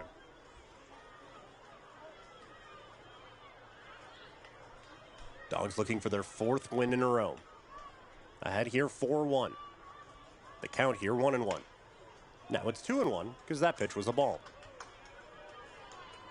This was Arriola's 2nd season at the University of Colorado Pueblo. Hit .310 in 2024. Then .320 in 2025. Kroll continues to dance over at second base, and the pitch, swing and a miss, and it's 2-2. Nice to see Kroll like that. Last game I was able to do. There was a bit of a limp after a play over at second base, after he had missed a couple of games, but judging from the fancy feet out there at second base, things seem to be going all right. The 2-2. Got him on the outside corner, strike 3. So the Dogs get a runner in scoring position, but no further. To the 6th we go here at Siemens Stadium. Dogs with a 4-1 lead here on FloCollege. Well, that sound needs no introduction. Looks like the Ice 360 Galleon gun needs no introduction. Hey, Alberta, does anybody want a free baseball? Fire away! Keep your eyes out for one of these things.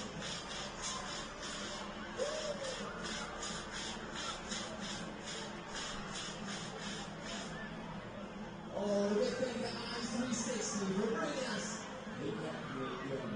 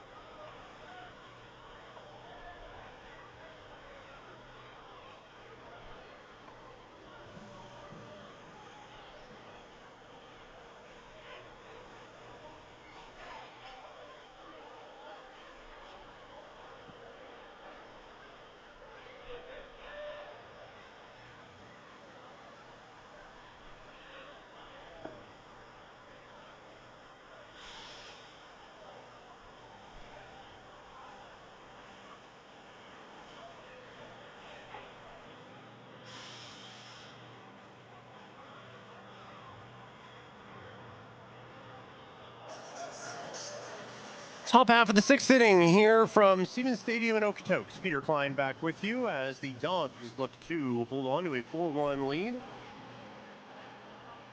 It will be 3, 4, and 5 up for the Giants. Barry, Rhodes, and Harpoon. And if anyone gets on, it's Kavanaugh. First pitch swung through, 0-1. From Barry, who is 1 for 2 in the ballgame, doubled in the 4th and grounded out to 3rd in the 1st.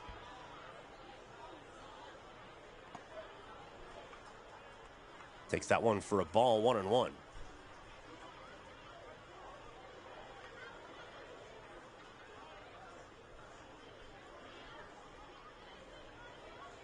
That one sails on Eaton, 2-1. There's a lot of people standing in the Dogs bullpen, but again, I don't think any of them are actually warming up.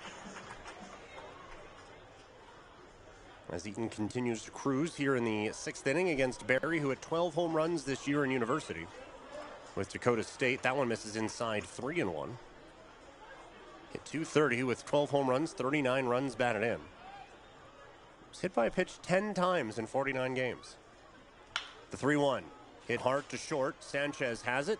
Throws it across the diamond. And it's in time for the out. Nice scoop there from Kroll, and there's one away. That'll bring Rhodes to the plate. Rhodes with the bomb home run back in the first inning.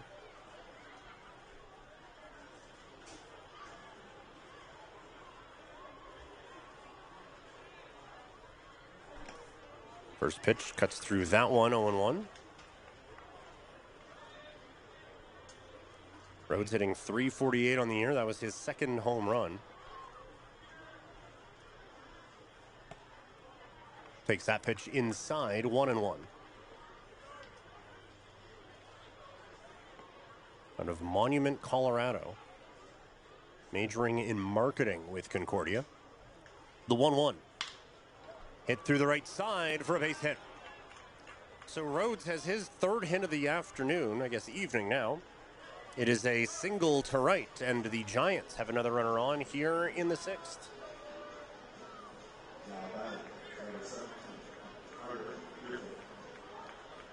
Carter Hercune up the plate at the University of Toronto. He is 0 for 2 in the ball game. Struck out in the second and then grounded into a double play in the fourth. Rhodes takes his lead over at first. Eaton comes set, and the pitch. In for a strike, it is 0-1. It is 7 strikeouts on the day for Eaton. Giving him now 12 on the season for the Dawgs. Nice breaking pitch in there, and it's 0-2.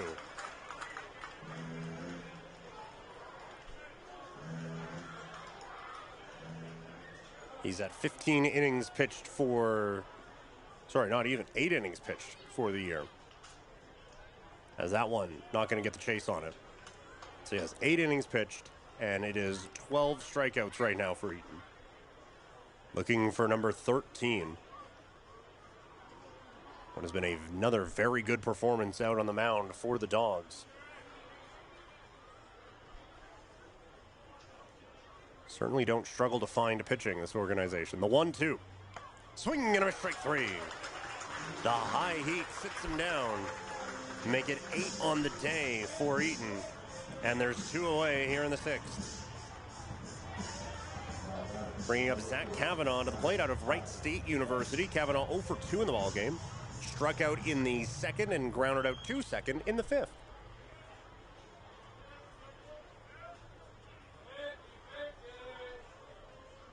First pitch is up and away, 1-0.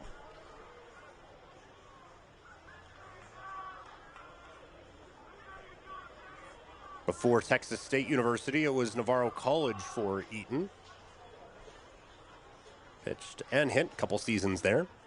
So that pitch misses inside, 2-0. In 2023, named NJCAA All-American Second Team. Pitching in 14 games, starting 9, he went 11-0 with a save and 6 complete games with a whip under 1. That will get you some all-team honors for sure.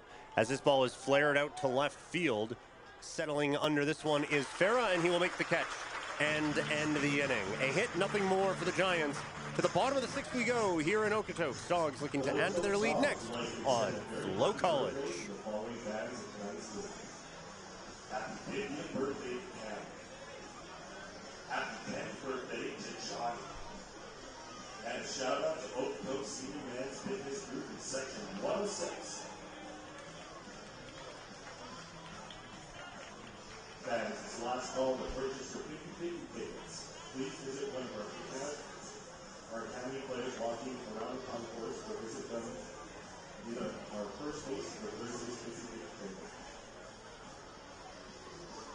Also, happy birthday to Casey. Happy 11th birthday to Harris Fisher from your family and the F-League Health Cubs.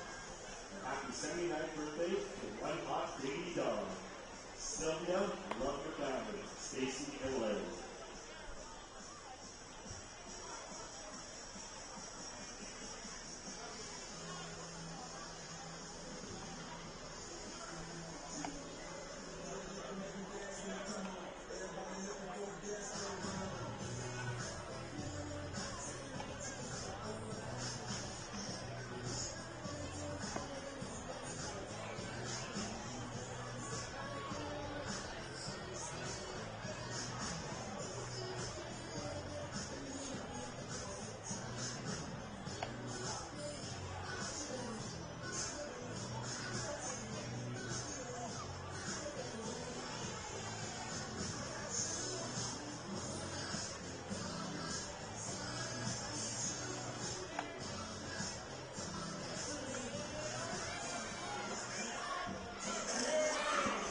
Bottom half of the 6th inning here in Okotoks. Dawgs the 4-1 lead.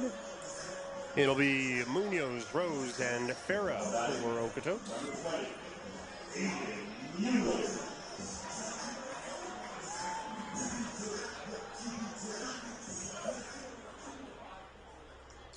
Munoz scored in the 4th inning, is 1 for 2. Swing and a miss at that one. Takes a high hop back behind home plate, and the count is 0-1.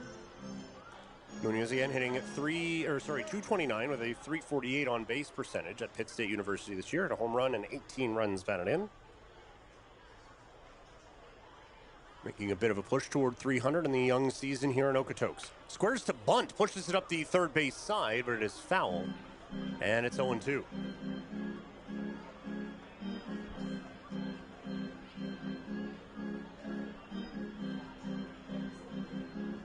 Ramian back out there for another inning of work here in the 6th. The count at 0-2. Munoz taking his time after a bit of a sprint up the first baseline. There is some activity in the Giants bullpen. And now someone's starting to warm down on the Okotoks side. I believe that's Ryan McFarland warming up for Okotoks. We'll see if he comes out for the 7th inning. And the 0-2. Misses up and away, and it's 1-2.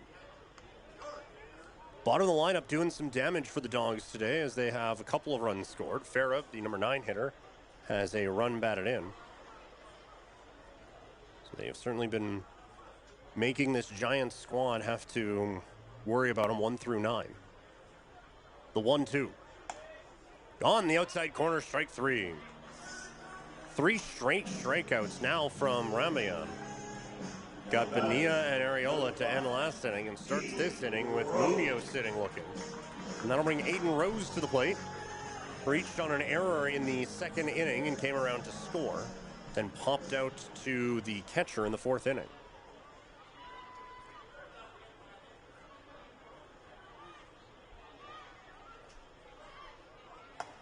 That pitch on the outside corner, it's 0-1.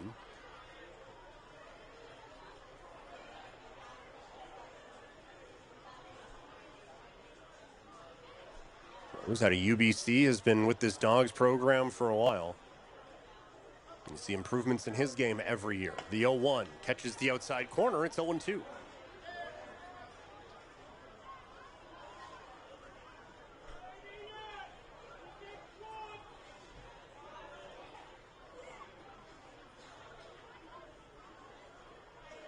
Pitch. Swing and a miss, strike 3. 4 straight strikeouts. And there's 2 away here with Farah coming up. Now batting, number 7, Jackson Farah. Dawgs haven't gone down in order yet this game. Farah looking to keep that streak going.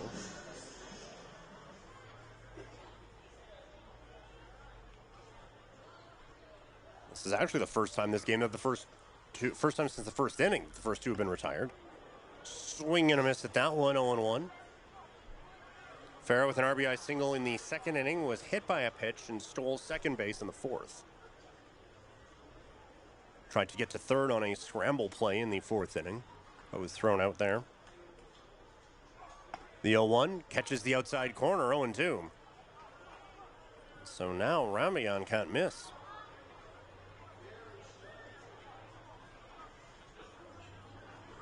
"30 pitches, 31 pitches, 24 of them have been strikes. All around the zone. The 0-2. Missed inside, 1-2. A couple Giants players started already making their way back to the dugout. Just a very good take from Farah. And it's 1-2.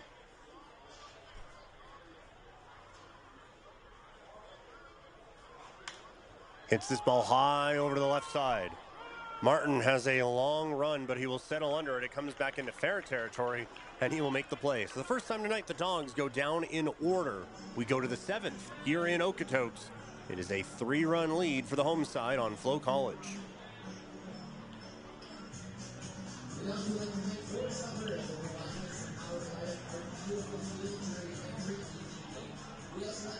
trusted lawn care sponsor, Spruce It Up. Check out Spruce It Up for all your lawn care needs.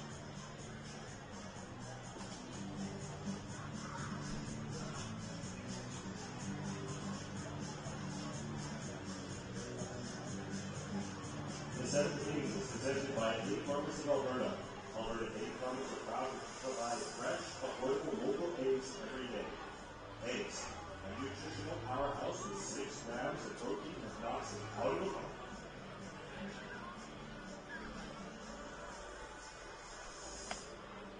Now on the mound for the Dawgs, from Campbellsville University, number 18, Ryan McFarland.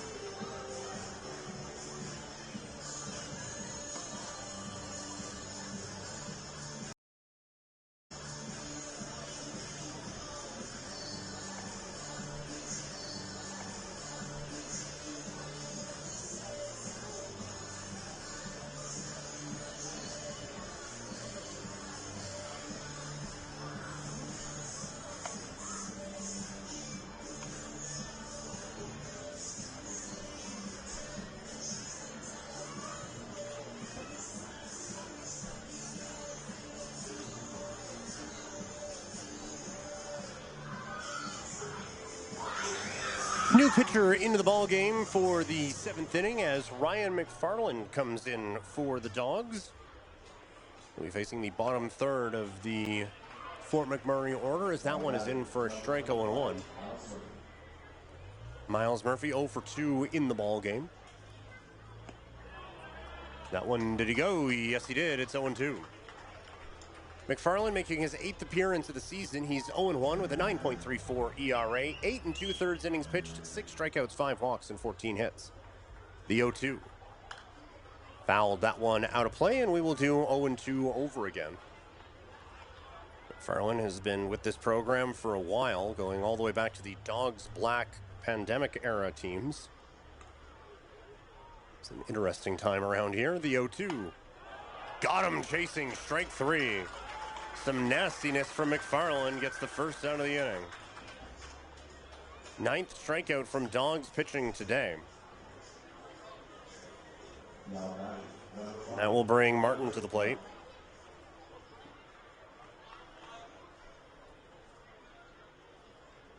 It's the line official on Eaton. We will get to him in a moment here as Martin comes to the plate. Singled and was stranded in the 5th. Skies this one to left field here. Farah going back on it in front of the track. He will make the play for out number 2.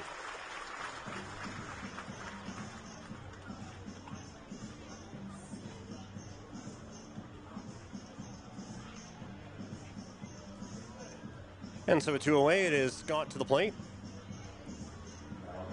He struck out but still reached in the 5th and struck out in the 3rd. Pitch misses up. It's 2 away. The count now 1-0.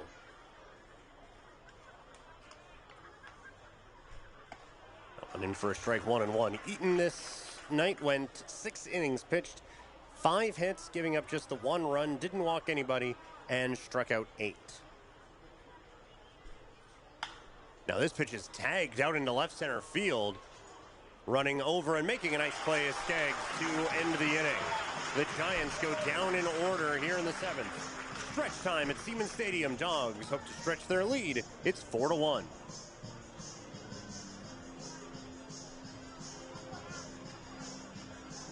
It's time for the 7th inning stretch, brought to you by Western RV Country. Yeah, stretch it out a little bit, enjoying right from afar, and sing along with Take Me Out to the Ball Game.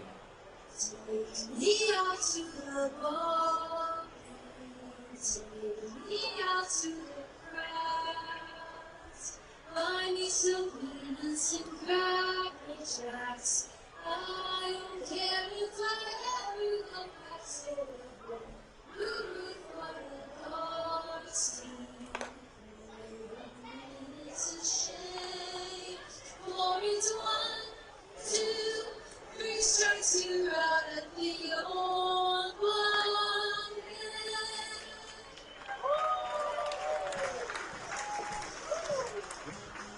Now taking for the Giants, number 40, Neil Taft.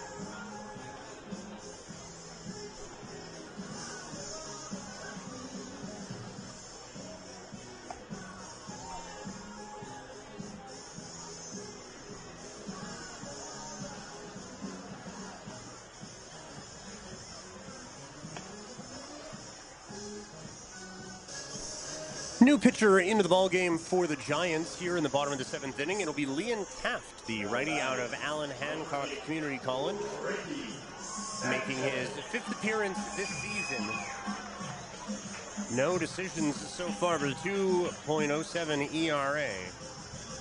1 save, 13 innings pitched, 9 strikeouts, just 3 walks. And he'll be graded in the ballgame by the top of the order for the Dawgs.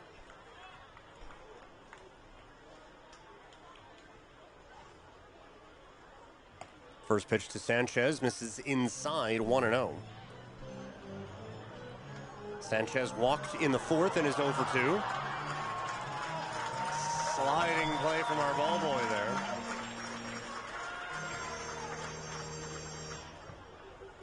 Counts at 1-0. Hard throwing righty Taft comes set. The pitch. In for a strike, it's 1-1. Taft with the Allen Hancock Community College Bulldogs. Got into 13 games, 1-4 with a 4.19 ERA. Had a save as well, 34 1/3 innings pitched, 25 strikeouts. 1-1 to Sanchez. Stings this ball into right field. It will get down for a base hit. So Sanchez has his first hit of the ball game, second time on base. And the Dawgs have their leadoff man aboard here in the 7th. And then I'll bring Jake Skaggs to the plate. Skaggs singled and scored in the 3rd, had an RBI, call it fielder's choice, in the 4th inning. Technically RBI sac fly. And then a lot happened and the inning ended. By the way, he brought a run in. Sanchez getting his lead over at first base. Plenty of speed there. 6 stolen bases for the fan favorite here in Okotoks. Not running as that pitch is in for a strike at 0-1.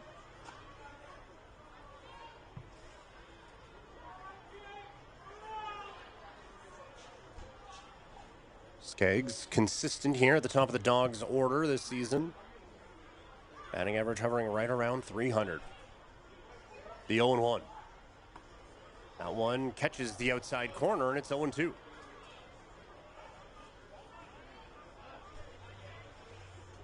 This was Taft's 2nd season with Allen Hancock Community College. Also got into 12 games in the 23-24 campaign. Out of Bakersfield, California. And the 0-2. Misses low, 1-2.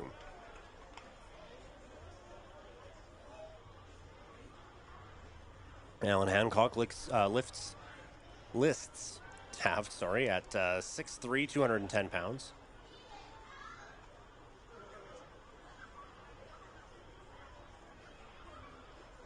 The 1-2 to Sanchez. Misses low, 2-2. So good patience shown at the plate here from Skaggs.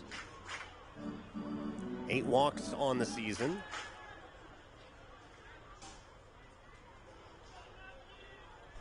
And has been very much involved in this game. Singled and scored in the third, drove in a run on the fourth.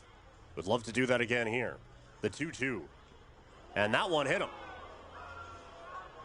That pitch just kept breaking inside, and it got a piece of him. That did not look like a pleasant experience. So Skaggs will get to first. It'll move Sanchez into second. And now Brandon Paez is up.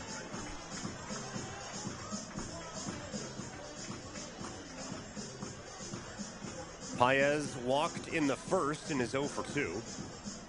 But as a 2-on. And tons of speed out on the bases. Skaggs, the center fielder, so you just kind of assume, but also 8 stolen bases. Sanchez, mentioned before, has tons of wheels out at second. As the sun starts to set here in Okotoks. The pitch skips away. Back to the backstop it goes. Sanchez will round third and take a look. And now the Dogs have 2 in scoring position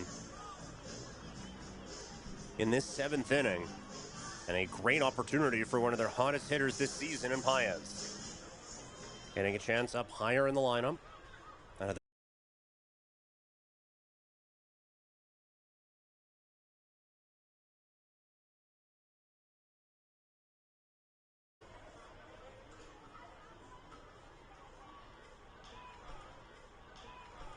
As the infield comes in now, again looking to keep this a 3-run ball game. The 1-0. On the outside edge, it's 1-1. Paez DHing tonight.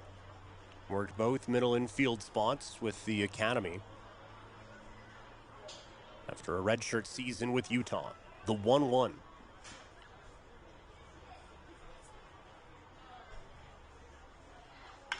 Hard hit to third. Play made by Kavanaugh. Checks third. Throws to first in time. And a big first out for the Giants. Kavanaugh's had a couple of weird hops tonight. Or a couple of tough ones on him anyway.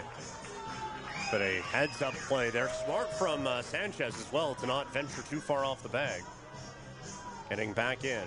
And a nice strong throw gets the first out. So now it's Kroll. 0 for 2 in the ball game and then reached on an error in the 5th inning. Hit a home run back June 1st against Lethbridge. Love a big hit here. First pitch swinging, he drives this ball high and deep center field. Going back on it is Rennie. He is at the track. He will make the catch. Both runners tag. Both runners go. Both will advance. Sanchez scores, and it's 5-1 for the Dogs on an RBI sac fly from Nash Kroll. And a very big insurance run for the Dogs here in the 7th. That is what you are looking for.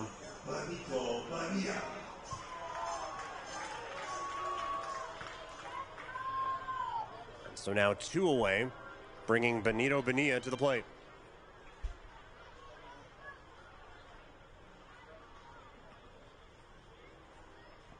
Big swing and a miss there. Ball gets away and breaking for home. The throw is offline. Skaggs will score, and it's 6-1 for the Dogs. That is about as aggressive as it gets. That ball did not move far away from Scott. But Skaggs, we talked about the speed on the bases for the Dogs, and it shows up there as he is able to come in, and another big run for Okotoks makes it 6-1.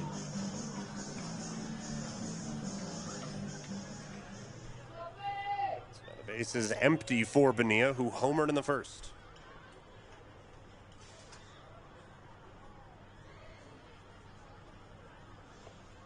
That pitch skips in, and it is 1-1.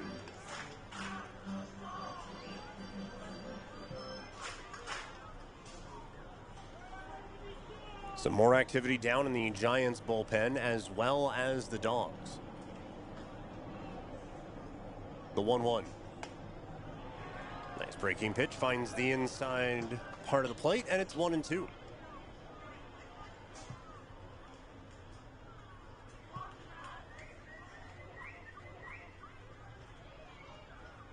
Taft comes ready now with the 1-2. Bonilla pulls it to the left side for a base hit. Nothing but hard contact off of that bat. Bonilla with the single, and the line keeps moving for the Dogs with 2 away in the 7th. Jason Ariola. That'll bring Jason Ariola to the plate.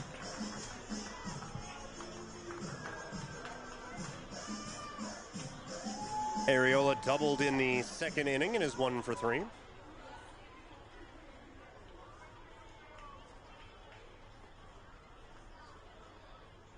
Check over to the runner at first. Bonilla is not going.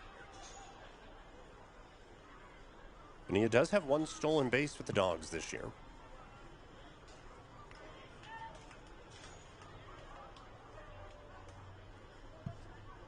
First pitch to Ariola. Hits that one off the end of the bat foul, and it's 0-1.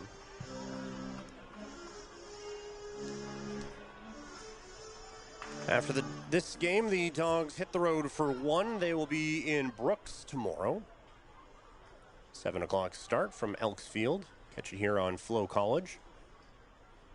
The 0-1 hits the outside part of the plate, and it's 0-2. Dogs will be back home on Friday for the back part of a home-and-home with Brooks. On the road Saturday night, and then they will be here on Sunday against Lethbridge, so another home-and-home there.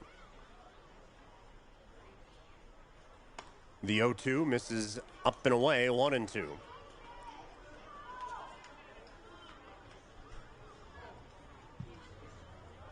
So the Dogs looking for their 4th win in a row, back on top in the West Division.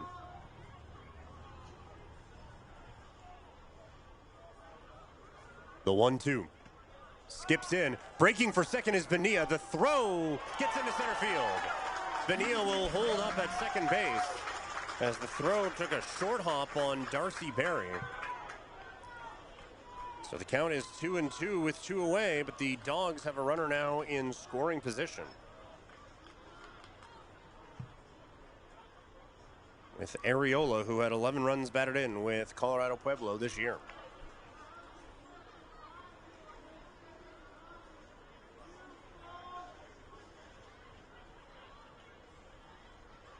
2-2 pitch.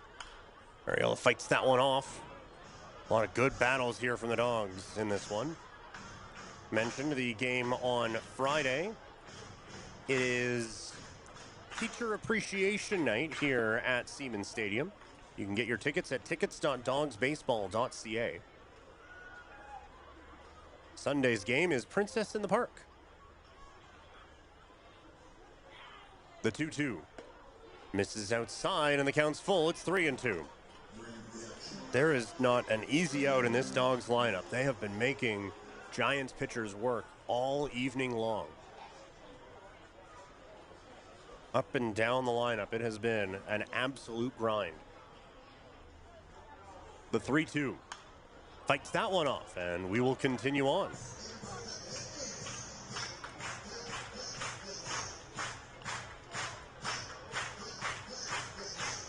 Crowd here at Siemens Stadium getting into it.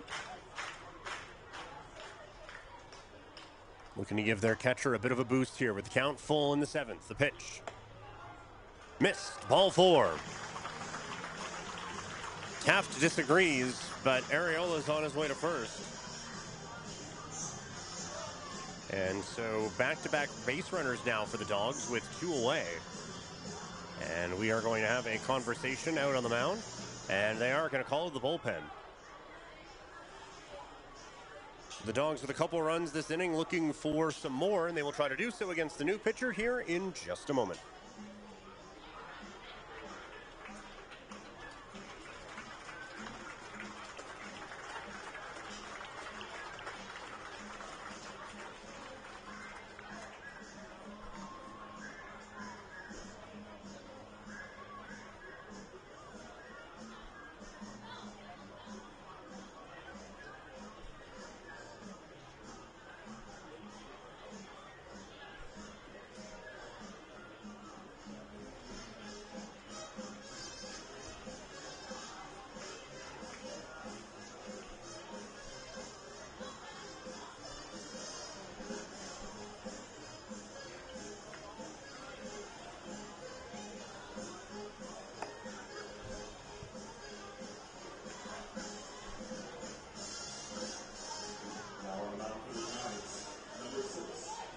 Colfax Cranmer.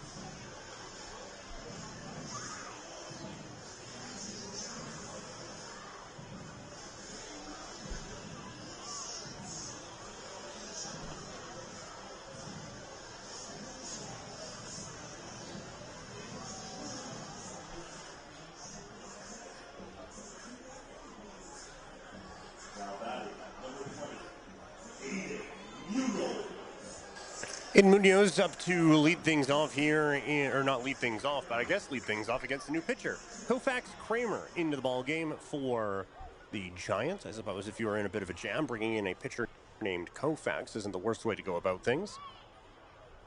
3 games played for Colfax, hasn't given up a run. It's a double steal for the Dawgs. The throw to second is in time, and the inning is over. So the Dawgs try to get aggressive on the bases, and a good throw from Scott will end the inning. We go to the 8th here at Siemens Stadium. Dawgs add a couple. They have a 6-1 lead here on FloCollege. With the 50 time.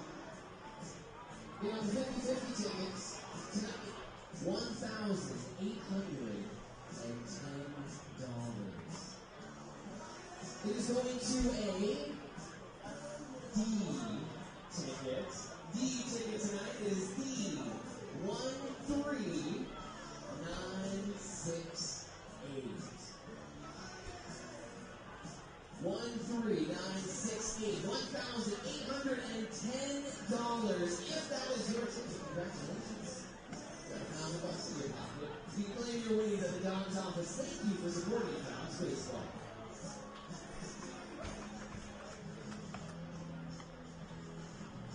Now on the mound for your Okotoks Dawgs, Noah State Community College, number 39, Trey Mackwood.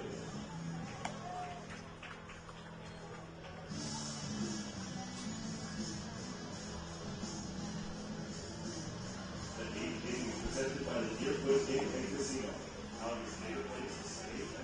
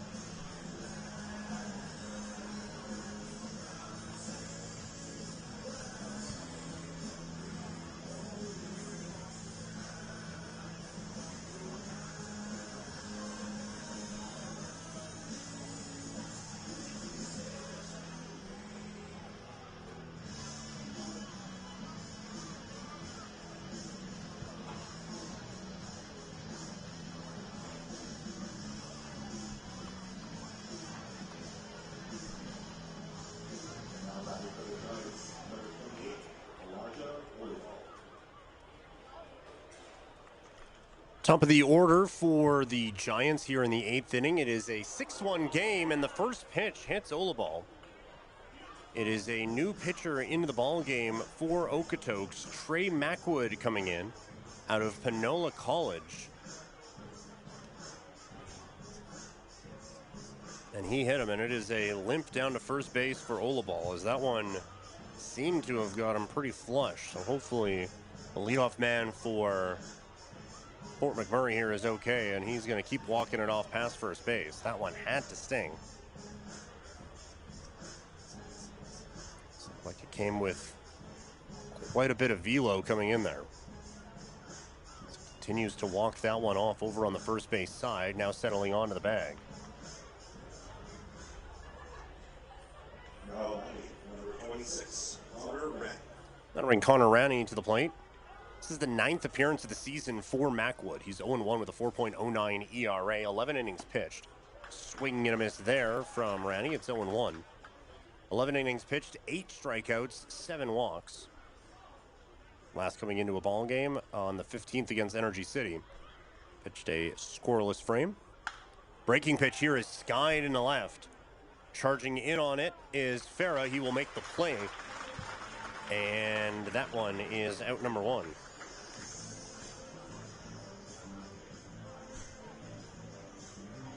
Bringing up Barry now. 1 for 3 in the ball game. Doubled in the 4th. Number 9, first hitter. Barry here against Macwood. Again, out of Panola State Community College. Got into 5 games with them this year. First pitch swinging. This ball flied into right. Bonilla goes back on it, and he'll make the play for out number 2. Seen a couple balls out to right field tonight that just have a little bit more carry than you're expecting. That was one of them. But Barry flies out. Dawgs will be very happy to see 1 for 4 beside him after he had a big game last night. That'll bring Matt Rhodes to the plate. Solo home run in the 2nd inning. And a pair of singles. That pitch is in for a strike at 0-1.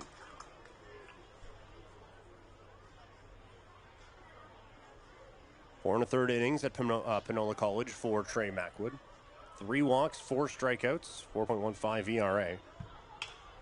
And Rhodes gets under this ball to center field. Settling under it is Skaggs, and the inning is over. So Macwood settles down after the hit by a pitch, gets 3 flyouts to all 3 outfielders. Bottom of the 8th we go here in Okotoks. Dawgs up by 5.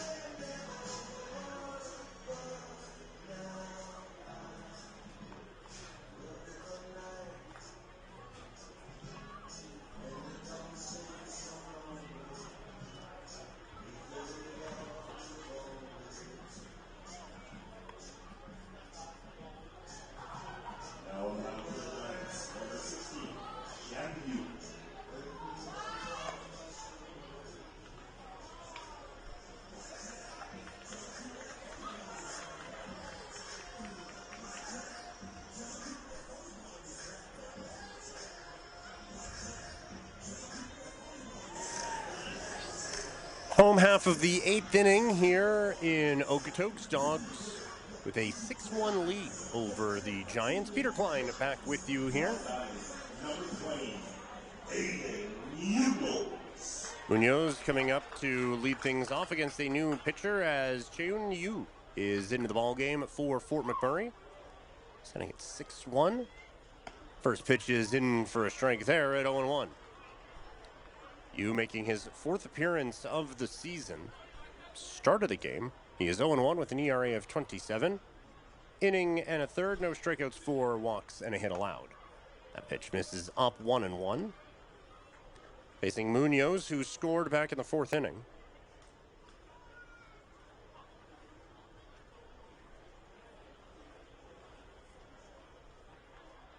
Pitch. Chopped foul. And now it'll be 1-2.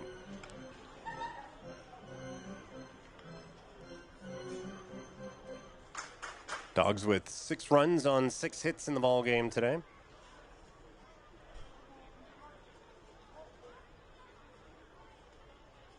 As Yu comes ready now with the 1-2. Skips that one in, and the count's even at 2s.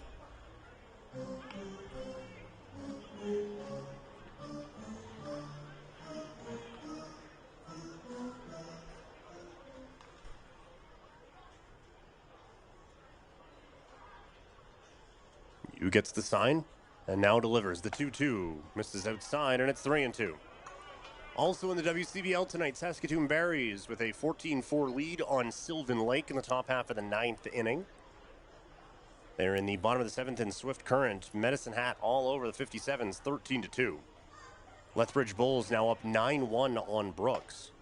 So that one got him looking. Strike 3 called. Munoz goes down looking for the 2nd time today, and there's 1 away here in the 8th. Bring Aiden Rose to the plate. Rose reached on an error in the 2nd inning. He would come around to score. Again, Lethbridge with a 9-1 lead on Brooks. Those 2 teams the Dawgs will see this weekend. Home and home with Brooks starting tomorrow. And Rose stings this ball right center field. That'll drop in for a base hit. Rose digging for second, now holds on. He rounded that bag real aggressively, but decides better of it and holds up at first base with 1 away for Farah.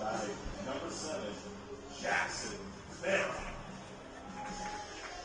Farah had an RBI single in the 2nd inning, was hit by a pitch in the 4th.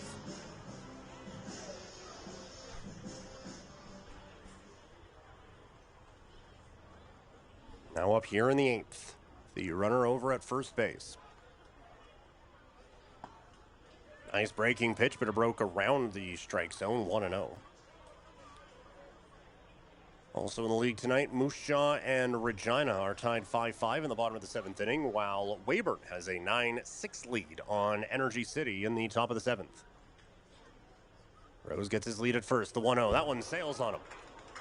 Rose is going to move up 90 feet. The Dawgs have another runner in scoring position here now in the 8th inning, with the count now 2-0.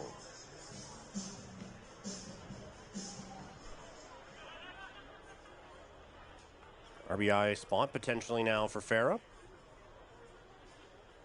Has 3 runs batted in this season. The 2-0. Takes that one up, and it's 3-0. There is some activity in both bullpens here in the 8th. Farah looking to get on and get this one back to the top of the order.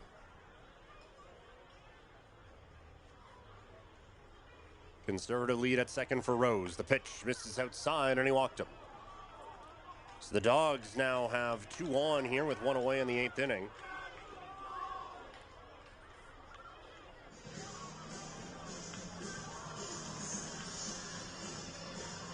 And time is called. We're going to have a meeting out on the mound. And a new pitcher is going to come into the ball game. So that will do it for you. We will see who is coming in to face the top of the Dawgs order in just a moment.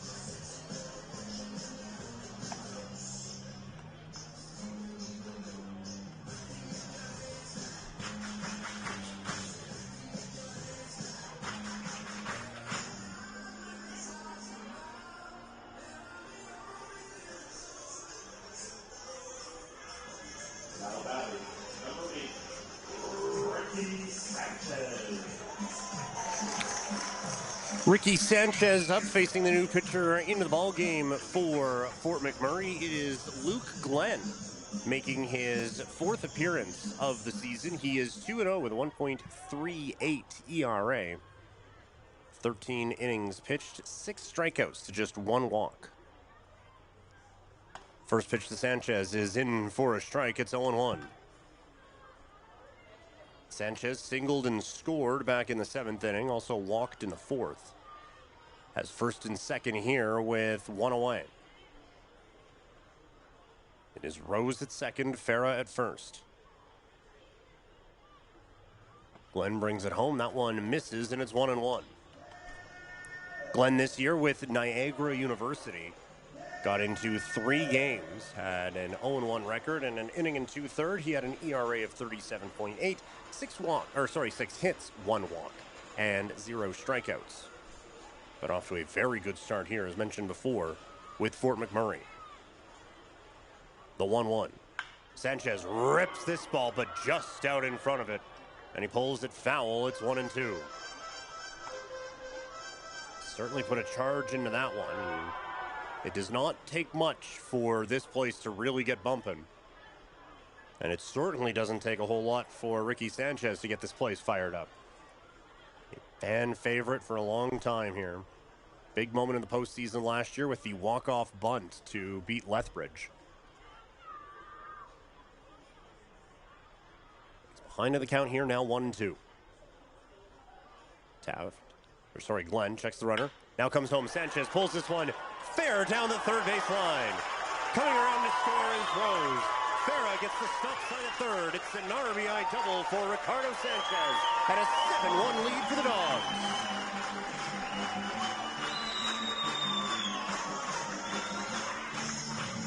Sanchez was just out in front of the pitch before. Didn't miss that one, drilling it down the left field line for an RBI double. And it's 7-1 Okotoks now with Skaggs at the plate.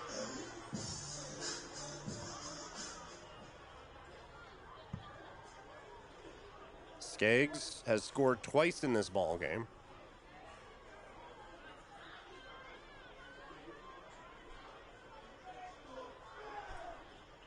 And that pitch misses up 1-0.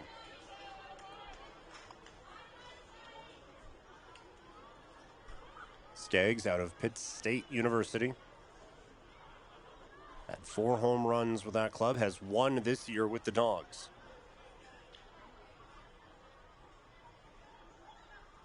Glenn brings it home. Foul tip, and it's 1-1.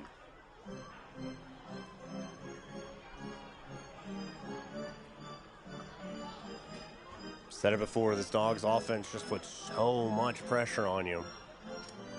Up and down the lineup, and we're seeing it today. Bottom of the order, 7, 8, and 9. They've scored 3 runs and a couple RBIs down there as well. Now the top of the order getting it done. Quite the night. The 1-1 catches the outside corner, and it's 1-2.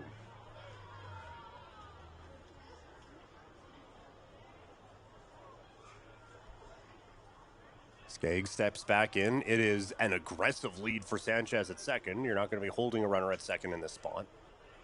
And he is firmly taking advantage of that. Glenn now comes set with the 1-2. And that one will skip away. They're going to... The reaction of almost everyone at home plate made it look like that was hit by a pitch. They're just going to call it a ball. The way that Scott reacted, it looked like he thought it was a dead ball. But coming around to count is going to be Farah. And now they're going to have a talk about it.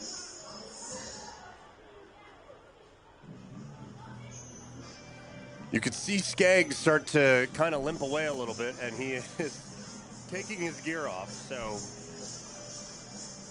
If nothing else, I want to play poker with him, because this is not exactly selling the, oh no, it slipped right past. Oh, now he's just readjusting it. That's what we're doing. As the umpires all discuss. And so yes, it is going to be a hit by a pitch. So the runner, Farah, will have to come back to third base. This is going to be the only time you hear a home crowd boo the bases loaded. But Farrell will have to stay at third, Sanchez at second. Skaggs gets first because the pitch hit him. And the bases are now loaded for Paez. Number 23, Bradley Paez. So the score is still 7-1 and the bases loaded. It'll be Brandon Paez up at the dish. Walked in the first and otherwise is 0 for 3. But a chance to break out of that in a big-time way. Big swing and a miss at that one. It's 0-1. It's a .471 batting average this year for Paez with a home run and 6 runs batted in. Looking to keep the line moving here in the 8th. But he's got some work to do behind now 0-2. Out of Montreal, Quebec with Nash Kroll waiting on deck. All quiet in both bullpens now. The 0-2. Got him on the outside corner, strike 3. Paez and most in attendance disagree with the call. A nice pitch there on the outside corner. And there's 2 away for Nash Kroll. Reached on an error in the 5th inning and had an RBI sac fly in the 7th.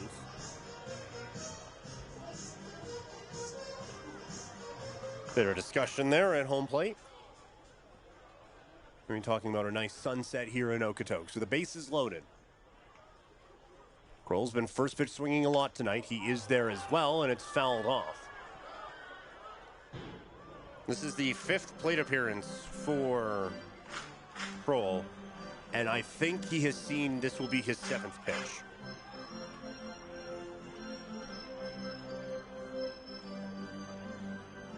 But that has certainly been the MO for Kroll in his time here.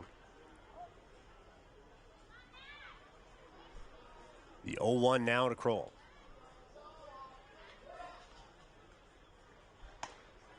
It's the outside corner, and it's 0-2.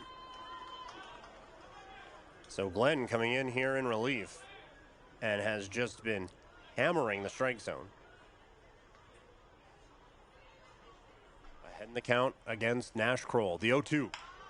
Jam shot back up the middle. Tough play at short, charging, throwing, and a real good play by Darcy Berry ends the threat. But the Dogs do get one. To the 9th we go here in Okotoks. Dogs look to hold on to a 7-1 lead and put a bow on their 4th win in a row when we come back here on FloCollege.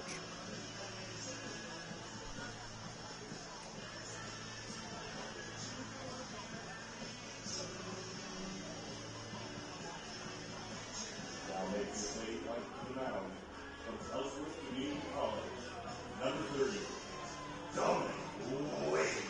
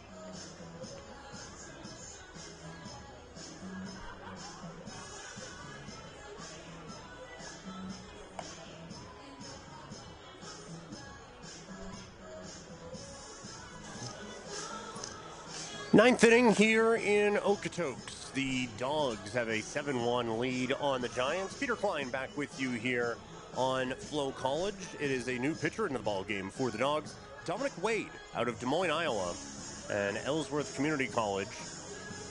Wade making his sixth appearance of the year. Nothing yet on the record, but 7.71 ERA, 4 2/3 innings pitched, 5 strikeouts, 6 walks, and a hit. We'll be facing Hercune, Kavanaugh, and Murphy.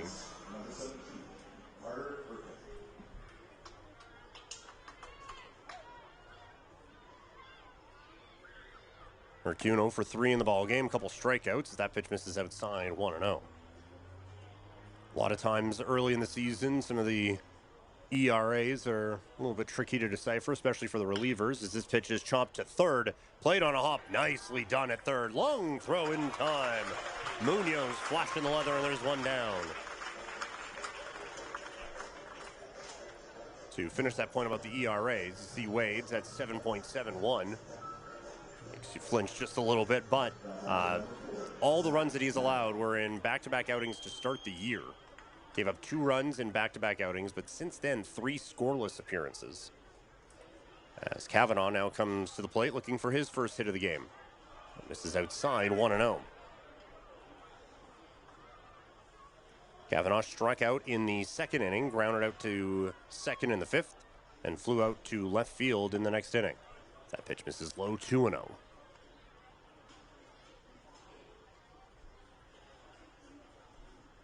Redshirting at Wright State University this year. Kavanaugh in the left-handed batter's box, the 2-0. Misses, and it's 3-0.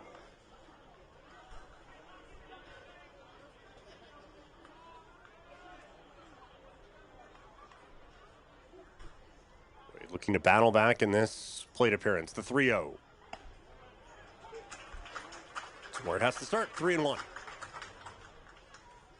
With Ellsworth Community College Panthers this year. Got into 9 games, started 5 of them, a 3-1, and it's a walk. So 1 aboard here for the Giants. Base on balls will bring Murphy to the plate with 1 away and 1 on.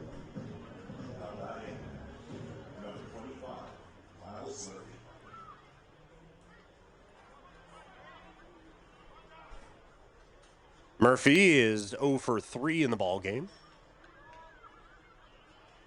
As Kavanaugh takes the lead, that pitch misses up 1-0.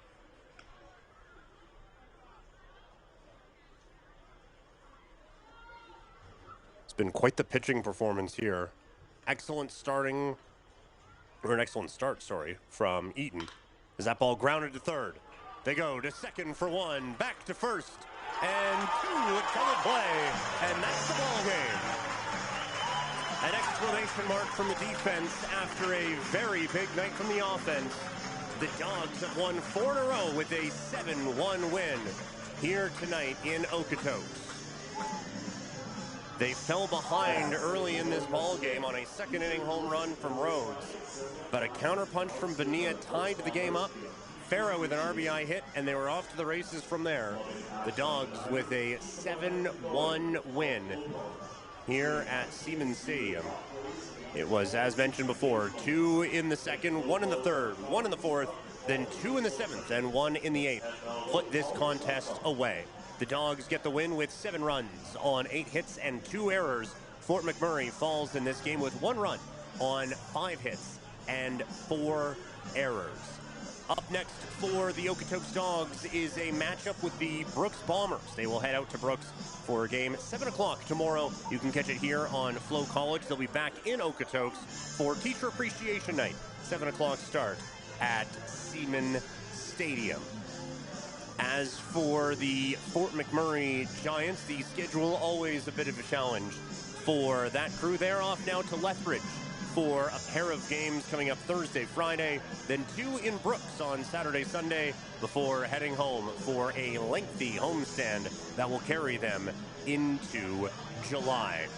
My name is Peter Klein. Thank you so much for making us a part of your Wednesday night. One more time, the final. Dawgs 7, Giants 1 here on FloCollege. Have a great rest of your night, everybody.